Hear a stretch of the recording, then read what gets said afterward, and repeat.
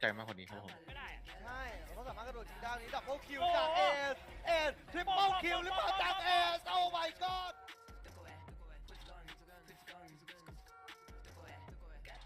อาจเป็นเพราะว่าสิ่งที่เราเตรียมมามันเป็นแผนที่เซตมาดีแล้วก็คนในทีมทำให้ผมเล่นง่ายด้วยโดยเฉพาะแทงค์รถถังเทพช่วยเคลียร์พื้นที่เคลียร์สเปซให้ผมแล้วก็ผมก็มีสเปซการยิงมากขึ้นทำให้การเล่นฟอร์มผมโดดเด่นขึ้นมาครับผมไม่ได้ครับผมและสี่คนที่อยู่ในพอยต์หายใจสปอร์ตกระโดดทับมาต่อยทีและจีต่อโอ้โหจะผลักลงไปเคลบันไม่ได้กระโดดขึ้นมาแม่เองก็ตายต่อแล้วเหมือนตัวจะจ่ายเป็นศพสุดท้ายและทีมที่เพิ่งเกิดมาเหมือนจะไม่ทันครับผม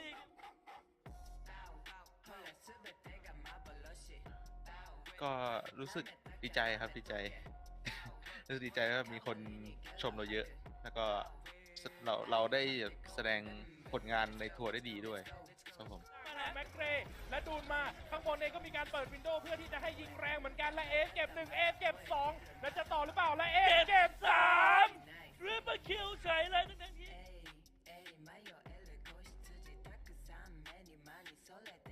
ก็พยายามตอนนี้ก็ฝึกฝนตัวเองให้เก่งๆครับเพื่อแล้วก็ตั้งเป้าหมายไว้ที่จะเข้าเมนอีเวนต์ของผมอีเวนต์หลักที่ทุกคนก็รู้ว่าอะไร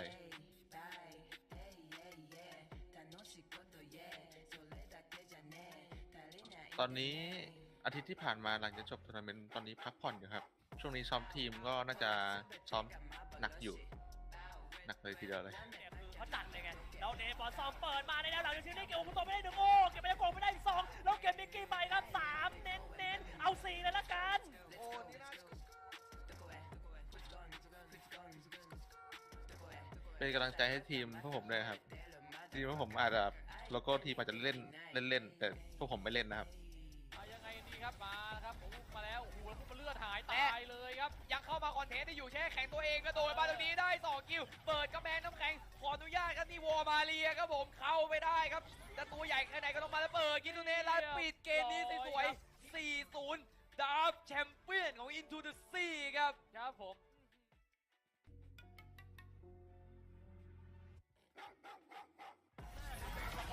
โอ้ฮอกจ่ายมาแบบเต็มระบบเต็มคาราเบลครับผมโอ้โหเป็น3ตัว4ตัววอตคิวไปแล้วเรียบร้อยครับผมเขาต่อไปครับฮอกครับผมไล่มาเข้ามาในวงตรงนี้ครับผ่านเข้าหน้ารายฮาร์ดริฟท้ายมาริฟท้ายมาโบเข้าไปครับผมเป็นควอตคิวครับตรงนี้4คิวของพิชอร์1ตัวเก็บต้องเตอร์เรซี่ไปได้มาอีก1โอ้โหเรซี่คิวกดมากดได้คิวจากโอพูโตครับแล้วเข้ามาถึง4ตัวตายเข้ามาชูสกิลยิงเข้าหัวไปแล้วทำได้ดีวอดไปเป็นพรีมัดคิลโอ้แล้วตายไปถึง4ตัวแล้วกันเลยแล้วสไตล์พยายามก็ไม่เอาแล้วมาครับแล้วก็เบรมาสัมติปากหัวไม่ใช่การตะได้ไหมโอ้เรียบร้อยครับผมลูมิเกลแล้วเราเทพไปได้ครับแล้วไอ้ครับไล่มาครับเอาโดนไปแล้วมาคิดว่าได้สวนเอามาซาบาเรียมาต่อย1ทีผมจะได้ล็อกเก็ตยังไงดีก็เลยไม่โอ้เก็บไป2คนอย่างนี้สวย3คนทีที่ว่าตายเหมือนกันแล้วยกตีเลยครับมิกกี้ไป1ทีมคิวจากลิงเทียนครับก็ถือว่าดีครับผมแต่ว่าพิวัตรโดนไปด้านหน้านี่เราชัดเอาไป1ทีผมไล่มาแล้วมีว่าคลองจะตัวได้ไหม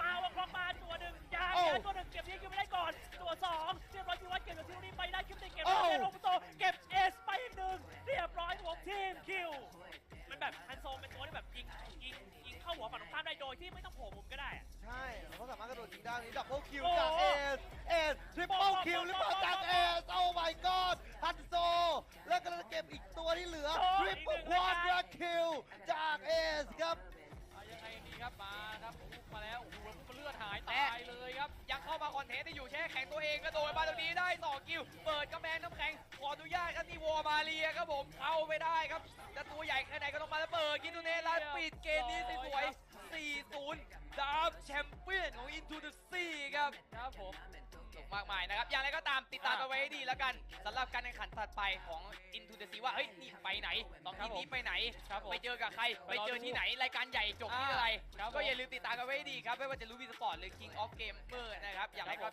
เพราะแน่นอนนะครับว่าทางด้านของการแข่งขันของเราเนี่ยนะครับมันจะยังไม่จบที่ตรงนี้นะครับทางด้านของดาร์ฟจะไปหยุดที่ตรงตำแหน่งเท่าไหร่หรือว่าอีสวานอีก1ตัวแทนของเราจะไปจบที่ไหนก็ต้องติดตามเช่นเดียวกันครับฝากติดตามไม่ว่าจะ Facebook YouTube นะครับทวิตของรู้วีสปอร์ตจะมีการแข่งขันที่ดีแค่ไหนนะครับนี่ครับภาคแล้วก็หลอนเลยนะครับนะครับผมนะยังไงก็เราติดตามไว้ให้ดีครับผมเจอกันใหม่ในครั้งหน้าสำหรับวันนี้สวัสดีครับ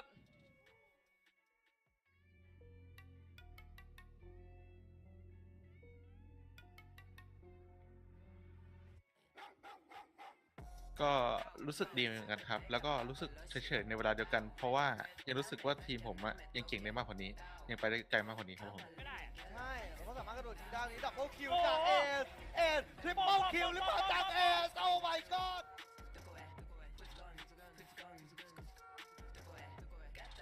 อาจเป็นเพราะว่าสิ่งที่เราเตรียมมามันเป็นแผนที่เซตมาดีแล้ว แล้วก็คนในทีมทำให้ผมเล่นง่ายด้วย โดยเฉพาะแทงค์รถถังเทพช่วยเคลียร์พื้นที่เคลียร์สเปซให้ผม แล้วก็ผมก็มีสเปซการยิงมากขึ้นทำให้การเล่นฟอร์มผมโดดเด่นขึ้นมาครับผม ไม่ได้ครับผมและสี่คนที่อยู่ในพอยต์ของใจสปอร์ตกระโดดทับมาต่อยทีและจีต่อโอ้โหแต่ผลักลงไปเคลบันไม่ได้กระโดดขึ้นมาแม่งเองก็ตายต่อแล้วเหมือนตัวจะตายเป็นศพสุดท้ายและทีมที่เพิ่งเกิดมาเหมือนจะไม่ทันครับผม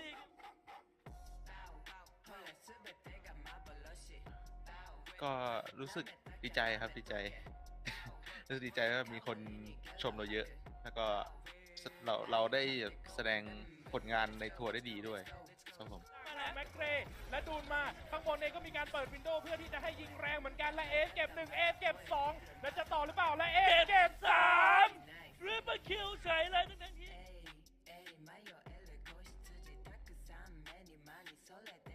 ก็พยายามตอนนี้ก็ฝึกฝนตัวเองให้เก่งๆครับเพื่อแล้วก็ตั้งเป้าหมายไว้ที่จะเข้าเมนอีเวนต์ของผมอีเวนต์หลักที่ทุกคนก็รู้ว่าอะไร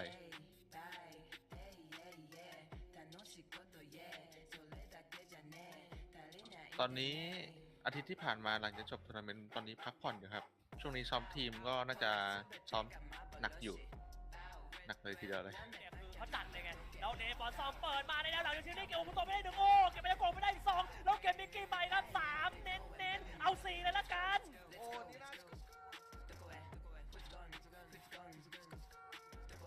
เป็นกำลังใจให้ทีมพวกผมด้วยครับ ทีมพวกผมอาจจะโลโก้ทีมอาจจะเล่นแต่พวกผมไม่เล่นนะครับ ยังไงดีครับมาครับผมมาแล้วโอ้โหแล้วพุ่งมาเลือดหายตายเลยครับยังเข้ามาคอนเทนต์ได้อยู่แช่แข็งตัวเองกระโดดมาตรงนี้ได้2คิวเปิดกำแพงน้ำแข็งขออนุญาตครับนี่วอร์มาเรียครับผมเข้าไม่ได้ครับจะตัวใหญ่แค่ไหนก็ต้องมาแล้วเปิดกินตูเนลันปิดเกมนี้สวยๆ 4-0 ดับแชมเปี้ยนของ Into the Sea ครับครับผม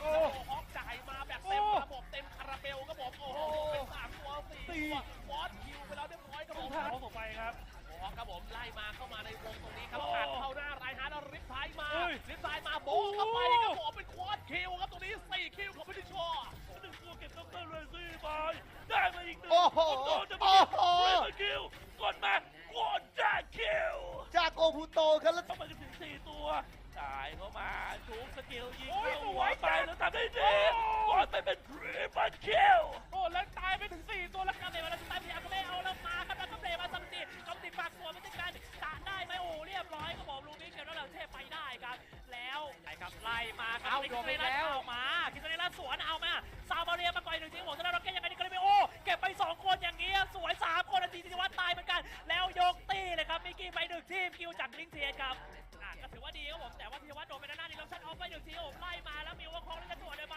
มาวังคล้องมาตัว1ยางตัว1เก็บที่คิวไม่ได้ก่อนตัว2เรียบร้อยธีรวัฒน์เก็บจากทีมนี้ไปได้คิวติเก็บได้โรบุโตเก็บเอสไปอีก1เรียบร้อยผมทีมคิวมันแบบฮันโซเป็นตัวที่แบบยิงเข้าหัวฝั่งตรงข้ามได้โดยที่ไม่ต้องโผล่มุมก็ได้ ใช่เขาสามารถกระโดดยิงได้นี้ดับเบิลคิวจากเอสทริปเปิลคิวหรือเปล่าจากเอสโอ้ my god ฮันโซแล้วก็จะเก็บอีกตัวที่เหลือทริปเปิลควอดราคิวจากเอสครับ ยังไงดีครับมาครับผมมาแล้วโอ้โหแล้วพุ่งมาเลือดหายตายเลยครับยังเข้ามาคอนเทนต์ได้อยู่แช่แข็งตัวเองกระโดดมาตรงนี้ได้2คิวเปิดกำแพงน้ำแข็งขออนุญาตครับนี่วอร์มาเรียครับผมเข้าไม่ได้ครับจะตัวใหญ่แค่ไหนก็ต้องมาแล้วเปิดกินตูเนลันปิดเกมนี้สวยๆ 4-0 ดับแชมเปี้ยนของ Into the Sea ครับครับผมมากมายนะครับอย่างไรก็ตามติดตามกันไว้ให้ดีแล้วกันสำหรับการแข่งขันถัดไปของ Into the Sea ว่าเฮ้ยนี่ไปไหน2ทีมนี้ไปไหนไปเจอกับใครไปเจอที่ไหนรายการใหญ่จบที่อะไรก็อย่าลืมติดตามกันไว้ให้ดีครับไม่ว่าจะรู้วีสปอร์ตหรือ King of Gamer นะครับอย่างไรก็เพราะแน่นอนนะครับว่าทางด้านของการแข่งขันของเราเนี่ยนะครับมันจะยังไม่จบที่ตรงนี้นะครับทางด้านของดาร์ฟจะไปหยุดที่ตรงตำแหน่งเท่าไหร่หรือว่าอีสวานอีก1ตัวแทนของเราจะไปจบที่ไหนก็ต้องติดตามเช่นเดียวกันครับ ฝากติดตามไม่ว่าจะ Facebook YouTube นะครับทวิตของลูบิสปอร์ตจะมีการแข่งขันที่ดีแค่ไหนนะครับนี่ครับภาคแล้วก็หลอนเลยนะครับนะครับผมนะยังไงก็เราติดตามไว้ให้ดีครับผมเจอกันใหม่ในครั้งหน้าสำหรับวันนี้สวัสดีครับสวัสดีครับ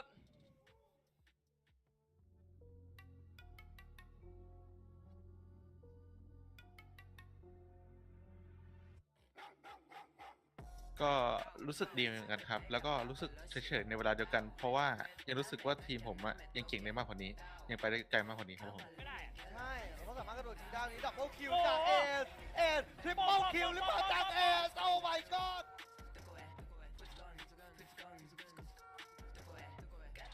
อาจเป็นเพราะว่าสิ่งที่เราเตรียมมามันเป็นแผนที่เซตมาดีแล้ว แล้วก็คนในทีมทำให้ผมเล่นง่ายด้วย โดยเฉพาะแทงค์รถถังเทพช่วยเคลียร์พื้นที่เคลียร์สเปซให้ผมแล้วก็ผมก็มีสเปซการเล่นพอผม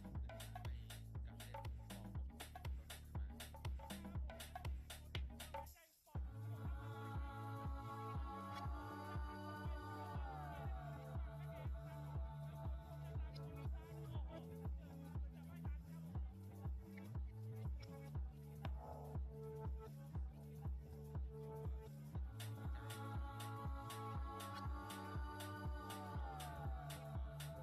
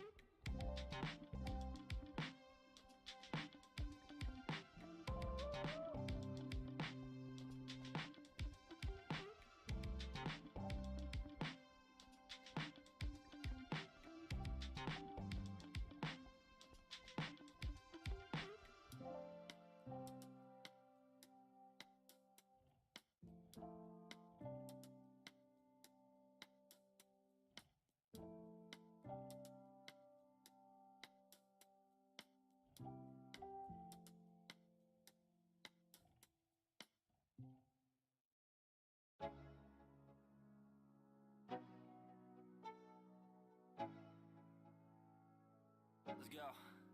Yeah. I'm like an addict, do I gotta have it. I ain't even playing, got a really bad habit. If it moves, gotta grab it. Fuse like a magnet, lose, won't have it till I'm doomed in a casket.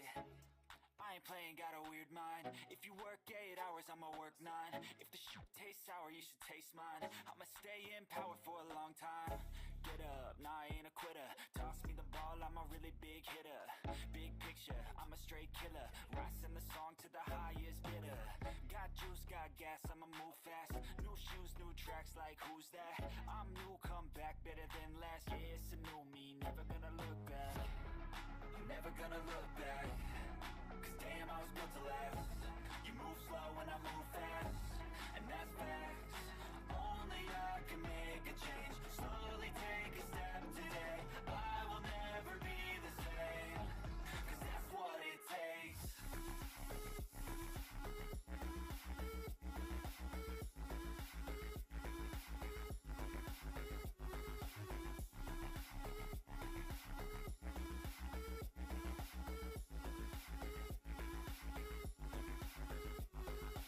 I take shots to the top, I'll get it. I got one life, I'ma do all to win it. I do what's right, push until I fall. I'm slipping to get back up, always stand tall, I'm grinning. I got cuts real deep, been bruised and scarred. I had to learn how to think with my head, not heart. I've been chewed up, spit out, torn apart. But picking up all the pieces is a form of art. I'm never gonna look back. Cause damn, I was built to last. You move slow and I move fast, and that's facts. Only I can make a change. Slowly take a step today. I will never be the same. Cause that's what it takes.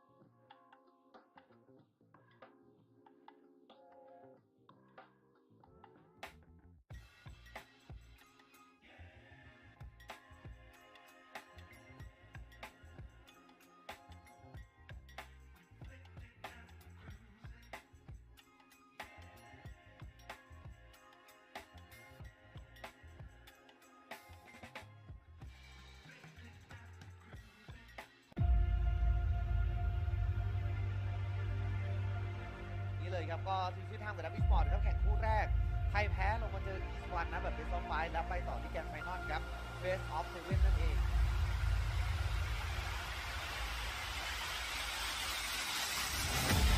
แล้วก็พิษออกไปอีก1 คนหลอกล่ออยู่แล้วเก็บ3เป็นกิโลวัตต์แต่ไม่รู้จะทำได้ไหมเพราะว่าเทพครับยังเขาเลยมาแล้วก็ไล่กินรัวๆตายก่อนที่จะเริ่มไปแล้วแบบนี้แย่แล้วก็ไม่เล่นเปิดมา ไปแต่ได้สวนขึ้นมาแล้วได้แค่1 คนเดียว เขาบอกว่าซีรีโดนเกมอีกแล้วแล้วเอ็นแล้วสองเขาเรียกว่าวางโกงกันแล้วได้ไหมได้ครับเรียนมันซ่อมแล้วหมดแล้วเลย That is โอ้โหโอ้โห kill. What that? What that kill? จากโอคุโตครับและทีมคิลเลอร์ดีจากสวีทไทม์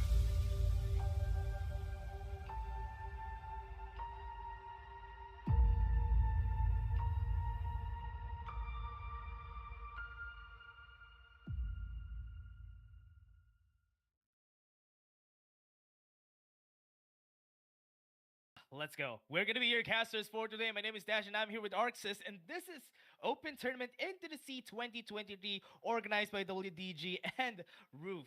So this is going to be an interesting tournament. We have seen some games yesterday and the last time, and this is going to be the last lower bracket finals, and later on we're going to be having the grand finals. But before that, how are you doing, Arxis? Yep, I'm doing fine. My team just won the previous game, Death, and we're Oh, down yeah. to just 3 teams left in the tournament. Yeah. Really high stakes. We're now at the losers final, so it's really do or die now. And you have to remember, there's prize money on the line, and there is a difference between the 3rd place and the 2nd place team in terms of the prize money given, and it's quite a substantial difference. So the teams definitely want to try their best here. Yeah, they would try and would want to actually win here because at the grand finals, your team is actually just waiting there on who's going to Yeah. be winning here on the lower bracket finals. So this is going to be a really big match for both of them. They have been on a big bracket, every one of them, and now they're here at the last strand, at the last fights that we're going to be having for today. So everything's on the line. So whoever loses this will be out of the tournament and won't be winning Overwatch Into the Sea. Yeah, definitely. And especially in this matchup itself, this is a really interesting matchup because both of these teams have actually fought before, all the way in the upper bracket, I believe, yesterday, and it was a really, really close match. It was a best of 3, but they went all the way to 4 maps because there was a draw on the 2nd map. So in that match, it was Team Name who got the victory 2-1. So Envy are definitely going to be angry. They probably VOD review their previous game, doing the preparation. They know the style, they know why they lost, and they're going to be coming to this hungry for the victory. Yeah, they're for sure want to win this next match because, as you said, they have lost the last time. Again, it's a best of 3. It was a draw during the last time that they've seen each other. So now it's going to be way different. It's a best of 5. It's way different here. You can win 1 map, you can lose 2 maps, but you can still come back after that. So it's still going to be hard to actually come back if you're down 2, but it's still possible on a best of 5. Compared to a best of 3, the momentum on a best of 5, it really, really matters. So this is going to be way harder than it was during the last time. So if they're going to be thinking of something else, but before that, Arxis, can you tell us about any players that we need to note for both of our teams?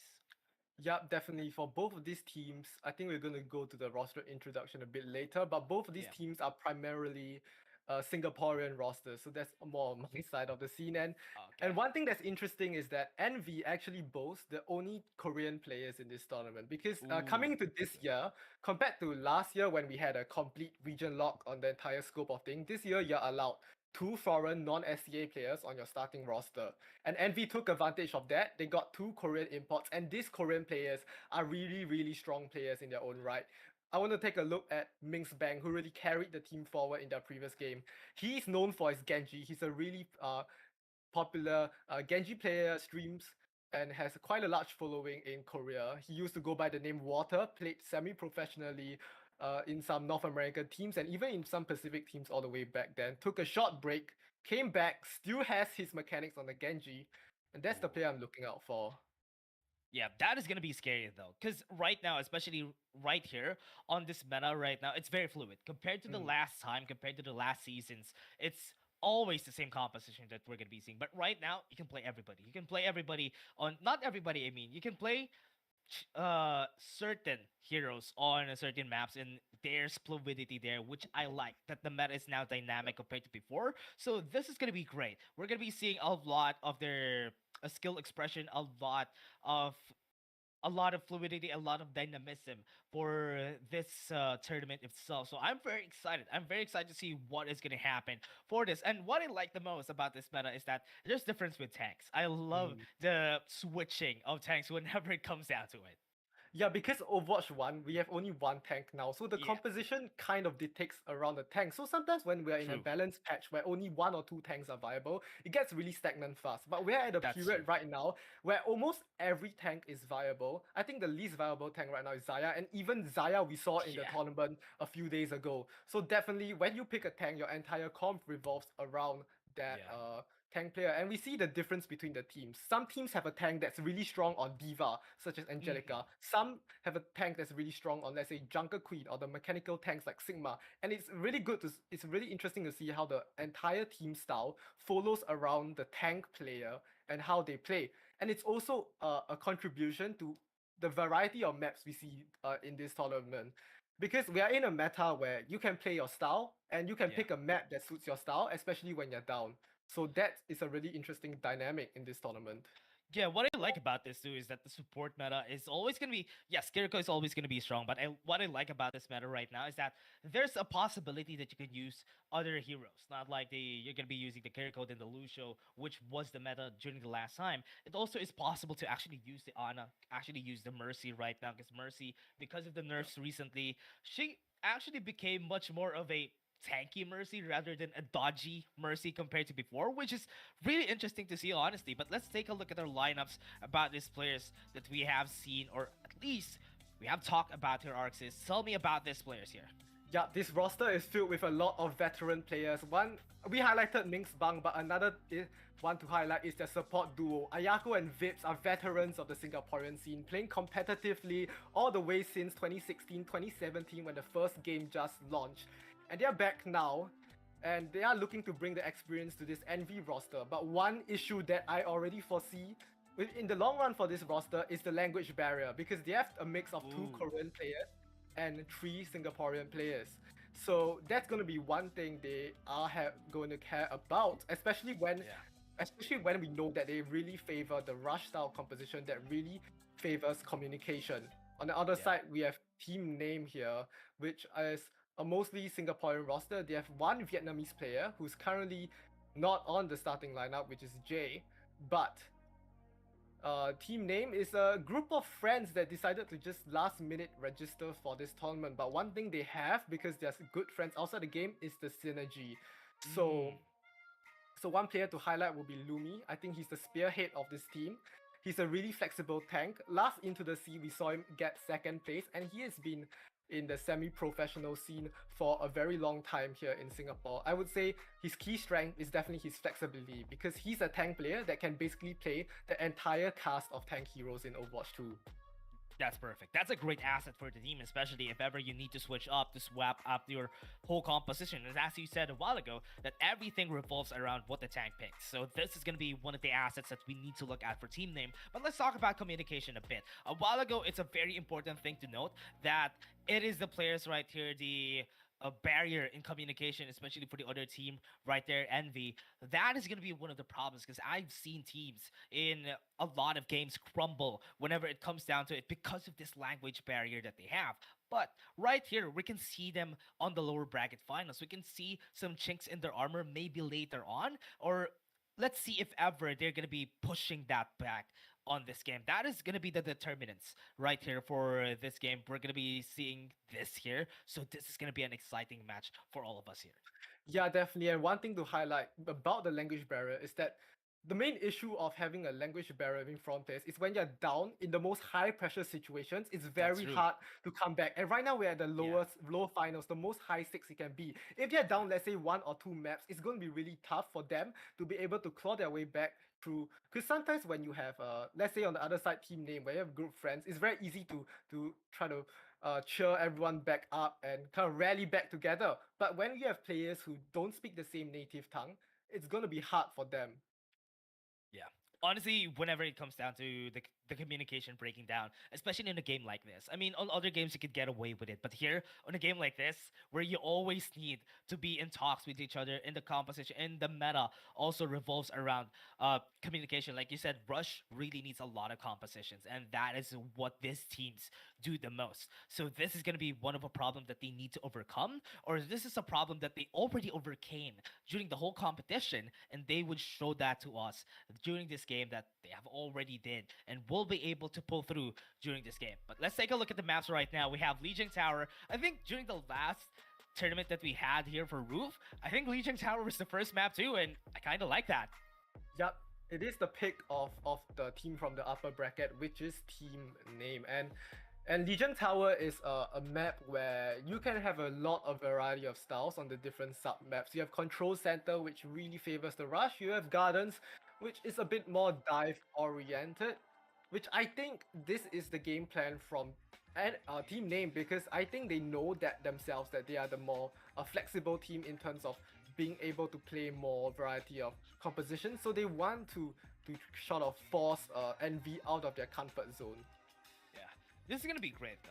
This is one of the maps in where there's a lot of heroes that you could use, which I really like. Whenever it comes down to it, as you said, there's a really great phase of you to use a lot of dives in this, and this is one of the maps in where Symmetra is really strong. So that's why it's gonna be scary on who's gonna be using that Symmetra way better than each other. But I think you said this before we went into broadcast, that Envy and Team Name, both of them have good Symmetra players. Yup, Team Name's Symmetra player Yunko is a well-known sim specialist, I would call it, in the SCA rank ladder. He plays a lot of roles, primarily the tank, but because it sort of suits their team comp, because they're playing the Rush, the Jungle Queen, and Symmetra, with the recent buffs of how fast her teleporter and her right click, it's sort of like a second Zaya. So it's all like it's sort of like an even more brawlier comp, where you have more sustain, more damage from the beam, and it's going to be really hard for you to avoid the TPs and the turrets and the beam right now in this current patch. Yeah, and as we said, this is going to be the rush composition that they're going to be pulling off in this game, which is really interesting. They're just going to be going in, try to put out some sentries, and just push themselves on the place right there. They're going to be inside the middle on the point, but this is going to be still a hard fight until we see someone die. This is going to be hard. Mixback falls, so this is going to be the start, because Pow has been powing on all of these members, and they have a lot of kills. Pushed him back again out of the map, and the last one standing is Ridgem having a 1v1 with Lucio here, and this might be the end of the game, and this is going to be the reset here from their side. Get the point and have a heyday for their side. And with the Jungle Queen composition, the key win condition here is to focus down the enemy's least mobile character, and in the Envy's comp, that was Vip's break. And because they focus him down so hard, he is now swapped over to the Kiriko with the TP, with the Suzu. It's going to be more easier for him to sustain against the rush of Team Name. Yeah, this is going to be hard because Mixbang, right now, Pow has been quite a menace to deal with in the stock right there. Going to be low HP on Mixbang. One more hit and he's going to be dead. He's going to fall down, and that's going to be another start of the fight that has been taken off because they lost 2 members already, and that's just going to be snowballing in favor of the side here of Team Name because they're losing a lot of members, but Lumi's still alive. They might turn this thing around because they still have a tank in their mids. They had a Suzu for them to be able to mitigate some of the damage, and that's going to be another kill. Yuko has actually took down everybody. And then you see how efficient the Photon Barriers ultimate is right now with the style Team Name's play. The moment he puts that wall up, it splits the entire focus on Envy, and they have to figure out which side of the wall they want to play. So a haphazard engagement there from Envy, where both sides of the team were split into different directions, causes them to lose the fight. Now they're going to be going for the fight again. They are just speeding up. They have some ultimates to work with. The Dead Eye was able to get one, and that's going to be snowballing into them in favor. Lumi has fallen down, and this is going to be the greatest chance for them to actually just take down all of this. Jungle Queen is going to fall. Not going to fall down to the well, but it's still a kill for them. Everybody's been taken down, and Team Name are just dominating this map. And it's almost perfect out economy right now for Team Name as well. Minx Bang is coming out with the Dragon Blade, but Overshake already has the Sound Barrier to return the favor. It's going to be up to Lumi right now. It's going to be up to Vips right now, actually, with the Suzu to try to counter the engagement from Lumi's Rampage. Yeah, Yunko's gonna have the ultimate too. They have the ultimate right now. They had it. They didn't have the Suzu to actually make work right there. They are still not having any HP on their side. Ridgem was able to get the kill on Pow. A lot of damage has been taken down for their side, but it's still not done. Dragon Blade is not being caught. He's gonna be using it, but he doesn't have any dash. He doesn't see any targets. He still has a lot of HP. Nobody's gonna fall down. He wasn't successful in making use of this Dragon Blade, and that is exactly what you want to happen. Team name Overshake now low in HP. He's gonna fall down, and Lumi's trying his best to get something out of this. But are they going to be able to Pow is back in action?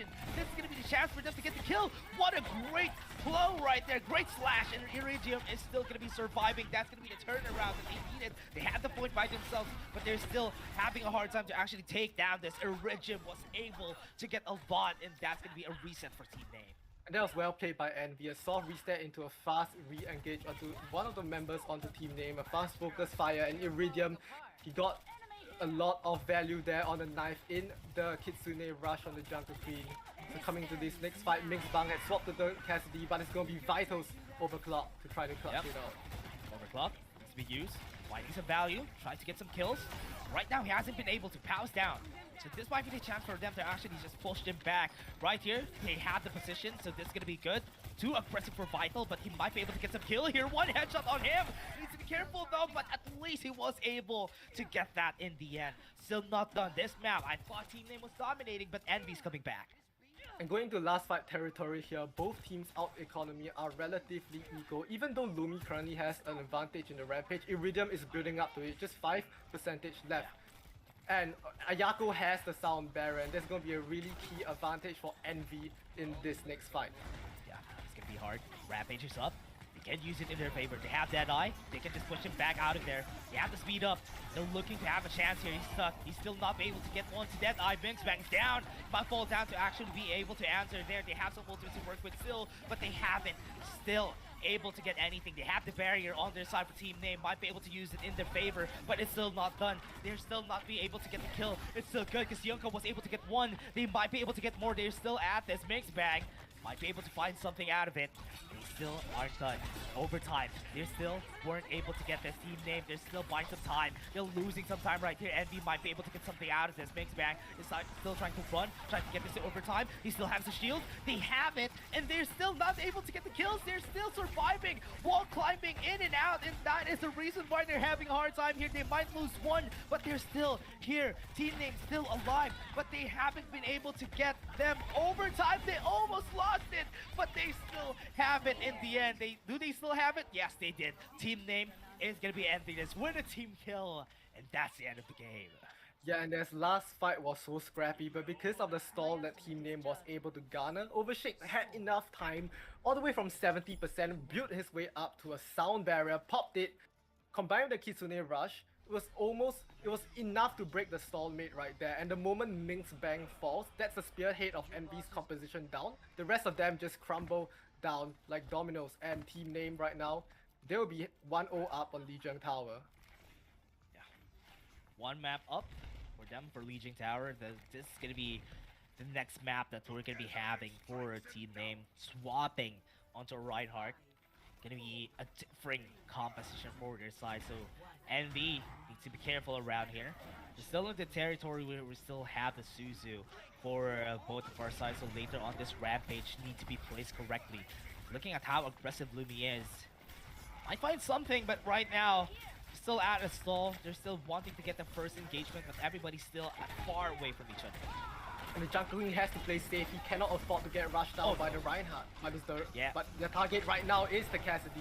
Yeah, Mix Bang, okay, has been pulverized, but they still lost another support, so this is going to be a bigger value for the side of Envy. They had one, but they don't have a lot of healing right now, so that's why they're being punished right here. But this Junker Queen, and that's Team Name, is losing a lot of their members right now, but Overshake is making these things work for the team. They have the sentries back, so they can still make use of this, but they still have the point at first. Team Name, this Lumi is still alive for so long, still not dying, but right now he's being rushed by every member, and that's going to be the kill of the tank. This is going to be hard. They need to reset out of this. Team Name needs to go back, because this is a loss for them. And the advantage here for Envy's composition is they have the more piercing damage. They are able to focus down Lumi with the axe, with the knife, and it's Minx Bang with the first kill. Yeah. Great pew. Great trade-off. Great kill. 2 kills already on their side, but Lumi is able to answer back with one. They're still not able to position themselves well here, because still making it hard for them to actually find any value out of this. They need to actually take another ultimate. But with what we're seeing right now from Envy, have some ultimates working up. They have the barrier, they have the rampage, but they need to be careful in this next engagement. And Envy are really upping up the tempo from the previous round. They recognize that they are the faster composition compared to the Reinhardt, so they're trying to push the aggression as much as possible, force team name to react to them, and so far it's been going well. Ooh, they have the ultimate coming in. That's gonna be hard. They have the pin on the tank, but it's still a dead tank on their side. Lumi's gonna fall down, so this is not gonna be good for them. They're being chased down by a lot of members, but they're really Tell again on their side. So this is gonna be an equal fight, but they got one. Mixbang gonna be the target right there, and Yoko was able to get the kill, and that's gonna be the team name. Able to get the team kill against NV. But that was a really heavy investment for them to win that fight. They needed to use 4 ultimates. They're only left with Deadeye, which isn't really the most impactful ultimate. They're probably going to want to pair it up with the M of the speed here. And Envy going to the next fight, they have a lot of outs to play with. Kitsune Rush and Overclock are 2 super impactful ultimates. That's gonna be scary. Overclock has been popped. Might be able to get the kill, but they're hiding away from the sides right there of the Overclock. They're not going to be able to get one just yet. So team name is just mitigating this. This is going to be good for them. They might be able to get that. They're using the walls in their favor, and they are still in position to actually fight back, even with the Kitsune Rush on their side. Deadeye is up. He might be able to get some kills. They're being pushed back. That's a good positioning, though. They got some space out of that Deadeye, but Vital was able to get a kill with Lumi. That's bad for the team. So they need to actually make use of this. They're still not able to actually get any kills. They use the ultimate in their favor. So this could be bad. This might be the chance here for team name. Don't have any Kitsune rushes. One pill down, Yuko fell. So this is gonna be Envy just taking over again. That was a great move by Overshake, but the rest of this team is falling around him. And his last fight territory here for Envy, they have the ultimates to win this. And with the stagger onto Overshake, this might be fatal for team name. Yeah, you need to be careful though. Barrier is up with Ayako, so if ever they fight this, need to be careful. Barrier has been used, they need to rush. Vital is low on HP. They're still running around, but they have the Kitsune Rush on their side, so team name might have the advantage here. Don't have the sound barrier anymore, they're gonna be killing everybody. So Lumi is gonna be just mowing down every one member right there. Yuko from long range gets the 2 kills. Very perfect. And the combined efforts of Lumi and Yunko clutched that one back. Overshake returned late, but no matter because his team was able to win it before he was even back. And right now, equalized right now, and it's going to be the fight of the Rampages. Both teams have the Rampage up from the Jungle Queen, and it's going to be up to the Kirikos to try to counter it with their Protection Suzu. They have a lot of movements. Are they gonna hit it or sink it? That's gonna be the question of this fight. They have low HP. Rampage was able to pop up, but the Suzu was perfect. Nobody was actually dead right there, but they're already distracted from Lumi. Lumi was able to make sure that everybody's gonna be eyes on him, so that's why they were able to win that fight. And because Lumi went in so deep, Envy are forced to turn their attentions, turn their heads around to look at Lumi. But while they're doing that, the entirety of team name just spat onto them, unsuspecting, and they win the fight. Deadeye? Oh wow, this is gonna be scary. One Deadeye was able to get the kill. That's gonna be big, but they have a Deadeye of their own. They got the kill in Mixbang. So that's gonna be a perfect strategy from the team. But Iridium is already here. He's left alone, but everybody's gonna be rushing towards him. He's gonna die with nothing on his hands. In this first map, team name is gonna be taking it. And that was an unsuspecting player, really good speed high noon all the way into the back line with the Suzu. The McCree, the Cassidy was almost unkillable there, and in the middle of the entire mess, Power was able to secure multiple kills and win the map there for team name. Whew. That's great. That's great. I saw it during the last fight, though, especially that after they won that first fight, used 3 ultimates, they just rushed in with a high noon, tried to cover a lot of ground, not let them get the space in order for them to get into the point. So that's a very smart play that I've seen from team name. Very coordinated. And as you said a while ago, Arsis, that this team knows how to coordinate, communicate, and we saw that during most of the times that they're backs on the wall and they were able to pull through. Yeah, but it's of course, it was still a really close map, and it's still the first map of the series. So, and Control is usually a map type that favors a more rush style, more mechanic focused, teamwork oriented. Anything goes on Control. But as you head into the second or third map where it's more objective based, this is where maybe Envy can step up and try to take maps off of team name. Yeah. There's gonna be a big struggle here for both of our teams, but I hope that they would be able to actually make sure that they're gonna have an easier time on this team name. As you said, it's gonna be way different right here for the objectives that we're gonna be having for this next map that we're gonna have. So this is gonna be a scary map for both of them. Open tournament into the sea is still not done because we still have our game 2's game 3. So this is gonna be continuing onto our next maps. So I'm excited to see how they're gonna do this. But I like the fact that this team we're seeing very same composition on both of them. But during the last map that we have, they have a Reinhardt, but ultimately just switched back after using the Earth Shatter during that last time. Yeah, there was an on-roll effort there to switch things up. And actually, because of the Jungle Queen mirror, I would expect them to have played the Brigitte in the flex support position because that's usually what teams try to play in the Jungle Ooh. Queen mirror. But they opted for the Kiriko, which I think because of how impactful Kiriko's ultimate, and Kiriko is a direct counter to Junker Queen. Because when True. Junker Queen tries to anti your entire team with the ult, it's so easy for you to just press one button and completely deny the ult. All you have to do is just save that cooldown, and that's basically the ult completely nullified by just a cooldown. Yeah. That's really hard, honestly. Especially right now in this meta, the reason why we're not seeing a lot of Anas is because there's the Kiriko. Which is why it's really hard to actually make use of the Ana during even now in the meta. But still, Ana is a really strong support, but because of the presence of the Kiriko. But what I like about this though is that they're not actually scared of the Suzu coming out and is okay with just picking the Junker Queen even through with a Kiriko on the side because they know that even without the Rampage, even without the anti, the distraction that they did a while ago was enough to actually make sure that everybody's just looking on the Junker Queen and they just got mowed down by the other members. And going to the second map, we will be going into Hollywood. So it's gonna be Envy's pick here, which is interesting because I think and Yeah.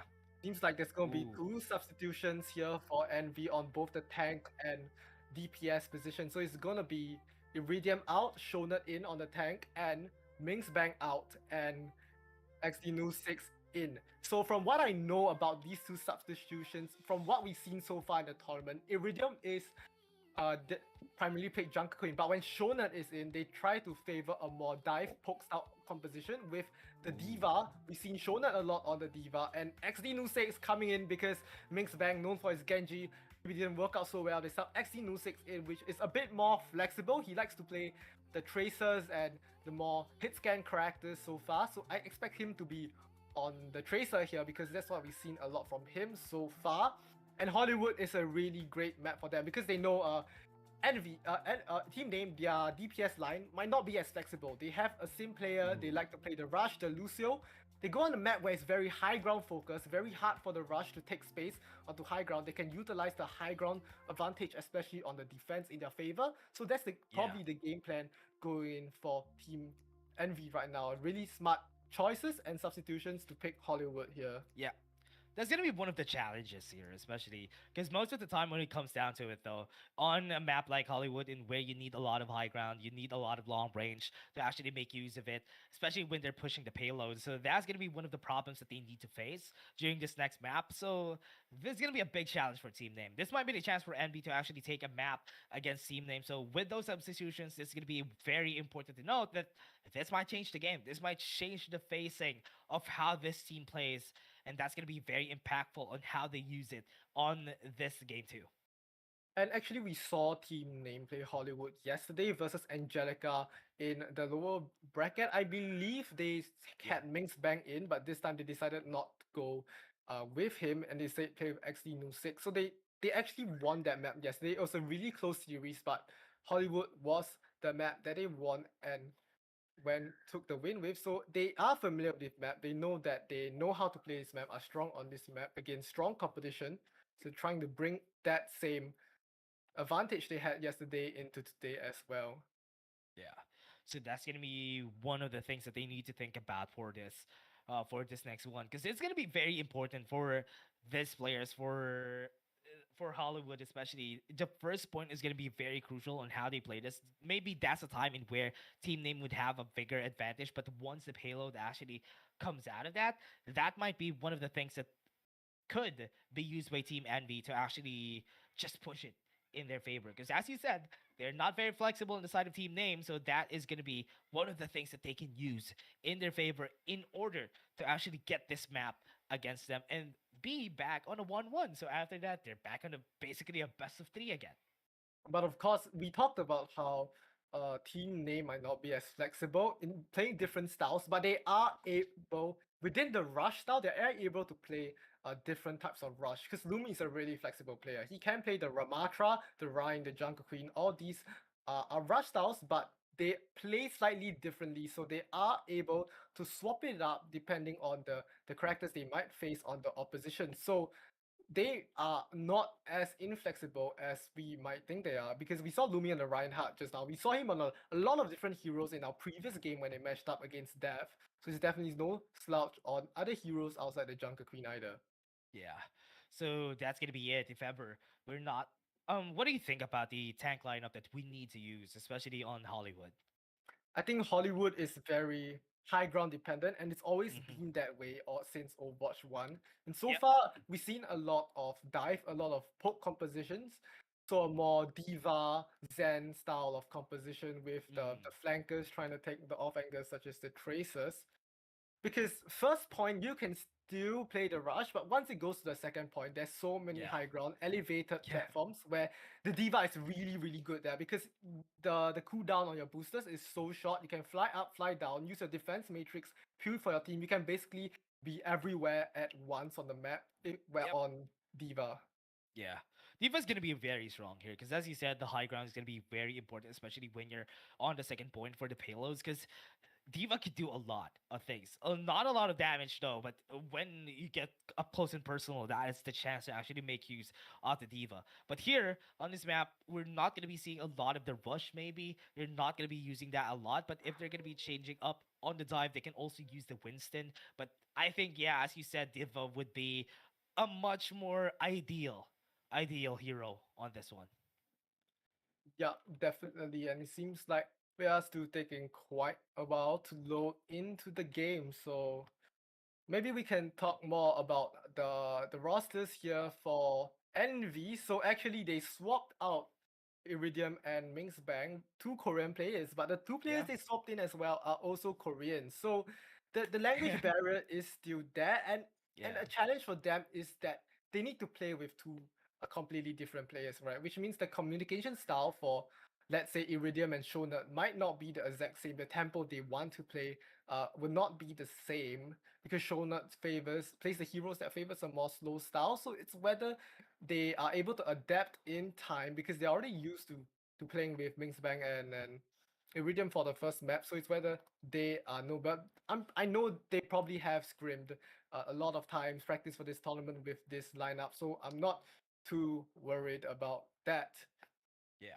For sure they have a lot of things that they know to actually do with this composition, changing it up. But as you said, there's a lot of intricacies whenever you change your composition, or at least your players on the composition. So this is going to be one of the problems that they need to face again. As we said a while ago, they have a long language barrier already. So how are they going to be adjusting for this game too? But I believe that on hybrid, they might be a bit different here for this game because with this one, maybe there's a little bit more a window to actually just make sure that you snowball, just make the communication clear, make the communication as easy compared to control, because control is way harder because you always need to be in action.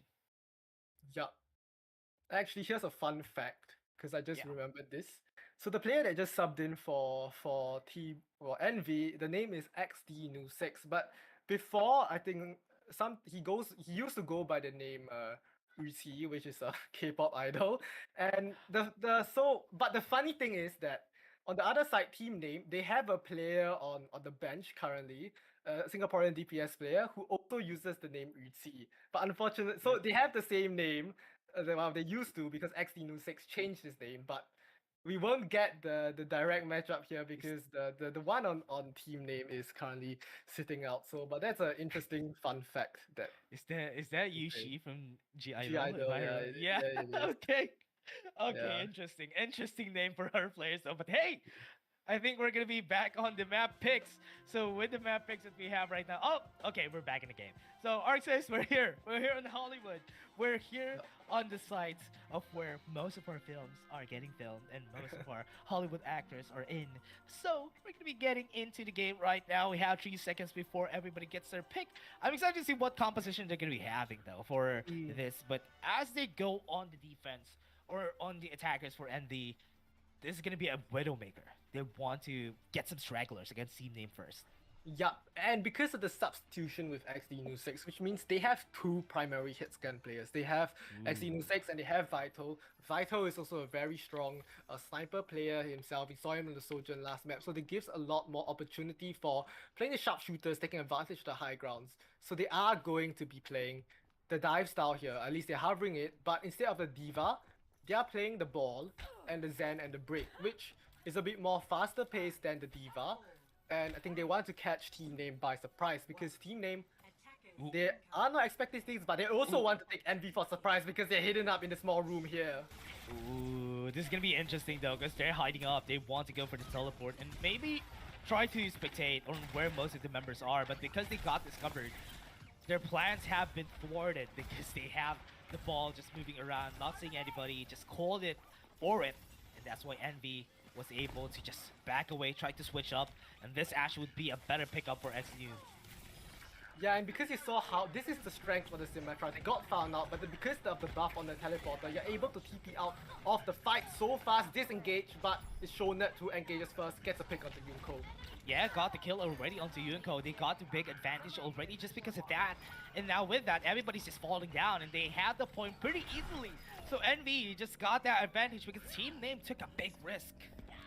Yup, and it's gonna be a clean fight here. A lot of time now on the bank for Envy. I think Team Name did not expect this composition to come out from Envy because I don't think we've seen this style or look from them so far this tournament. So something they have hidden quite well, bringing it out in the most important losers finals, and seems to be working out for them well. And XD Nu 6 right now swaps off the Widowmaker to Ashe, more consistent damage, especially with the Dynamite, very good to zone out the oncoming rush from Team Name. Yeah, they're having a hard time though, especially that they were able to get the pile driver. And they're not even looking at Shorner. Shorner's trying to put them some pressure here in Team Name. They haven't found the right target just yet. They're being pushed back. They're getting some kills on the back line. They were able to get it, but I thought that's going to be in favor of Envy. Turns out Team Name got that plan. Don't get in. Don't actually look at the Wrecking Ball. Look at the others, and they were able to actually do it. And that's well played from Team Name, right? Because when a Wrecking Ball goes in your back line, that means the front line is at a 4v5. Yeah, so they recognize that advantage to speed in on the back line and get the clean engage. Yeah, got engaged and they got the kill. So that's a big win for the side of Team Name. And now Envy losing a bit on their pacing. Their momentum has been cut off by Team Name because they were able to pull back. Right now, they are being used right here with their ultimates. They haven't found any kill except for XD Nu. Was able to get one with the Railgun. They have the Rampage on the back line. They don't have it yet. The Suzu is not yet available, so that's why Lumi was able to get the kill on Ayako. So Envy is just being pushed back. They're still not able to get anything. They even have the Kitsune Rush. It's going to be helpful for them, though, because right now they haven't found any kills just yet. Because Shoner is having a hard time with this Wrecking Ball. And because the support lineup of Envy are so immobile, the Zen, the Break, now the Anas, still a very immobile player. When Lumi goes in the Rampage, they basically have barely any protection. No Suzu for them because they have no Kiriko in the lineup. That's a free axe right there for Lumi and an easy follow-up on the kill on Ayako. It's really hard though, because every time that they try to go in, they always get punished. Vital just falls without any repercussions for the team here. They used the grenade, wasn't able to hit anybody. This is gonna be hard. As long as they don't find any space on the payload, they won't have it. They're not gonna be given a chance because, as you said, they always have a hole on their defenses because they have this Wrecking Ball. They don't have a front line, but they got one! This might be the start though. They got one kill, so this is gonna be the start of them to actually take someone though. But Zenyatta might fall against Overshake. That's gonna be one down. Pow falls with a punch. That's gonna be the end of it for them. They got it. And that is exactly what they wanted. They want to get in. They want to get close. They might be able to get a sleep here on the perfect timing on their tank. That's a sleep and the grenade to actually get it. That's a time for NB to actually push. And a well-timed swap there from Vital, swapping from the Tracer to the Cassidy, trying to peel more for his backline to try to fend off the Jungle Queen from Lumi to help his supports a bit. And this time there, they were able to finally break the chokehold that Team Name had on them. Pao swaps over to the Genji. So it seems like instead of slowing down, they want to up the tempo even more, dive more on the backline with now this Genji. The TP's already out, but that's a good anti-hit. Great nade, was able to get the TP in, but Overshake was able to get 2. So still a big one for their side. Look at Pow just taking over. And this is going to be hard as long as they have a high ground to actually play around with. This is going to be big for Pow. He's going to be taking another kill in the bag and in the box for them. So that's another reason for Envy, another hurdle that they need to cross. And Overshake's reputation as a Lucio player is showing up here. He's known for a very DPS type of playstyle on Lucio all the way since years ago, and now in Overwatch 2. But your supports have to play more aggressive. It's really showing up here. You're seeing a lot of it right now. Overclock has been popped, but XD has no HP. He's gonna fall with no answer from the side of NV. The Overclock was wasted right there to get it with the ultimate, and they haven't found anyone just yet. But look at this! Somebody's at the backs, just pushing the payload. Not gonna get a C9, but Shoner. I don't know if that had value though. I mean, it definitely had value because they forced all of Team Name to fall back, so they can't really hold the choke anymore. So they gave a lot of map space advantage back to Envy. So going to the next fight. Whew. Got pushed back though. You still have the Deadeye and Vital. Still finding an angle to actually make use of it.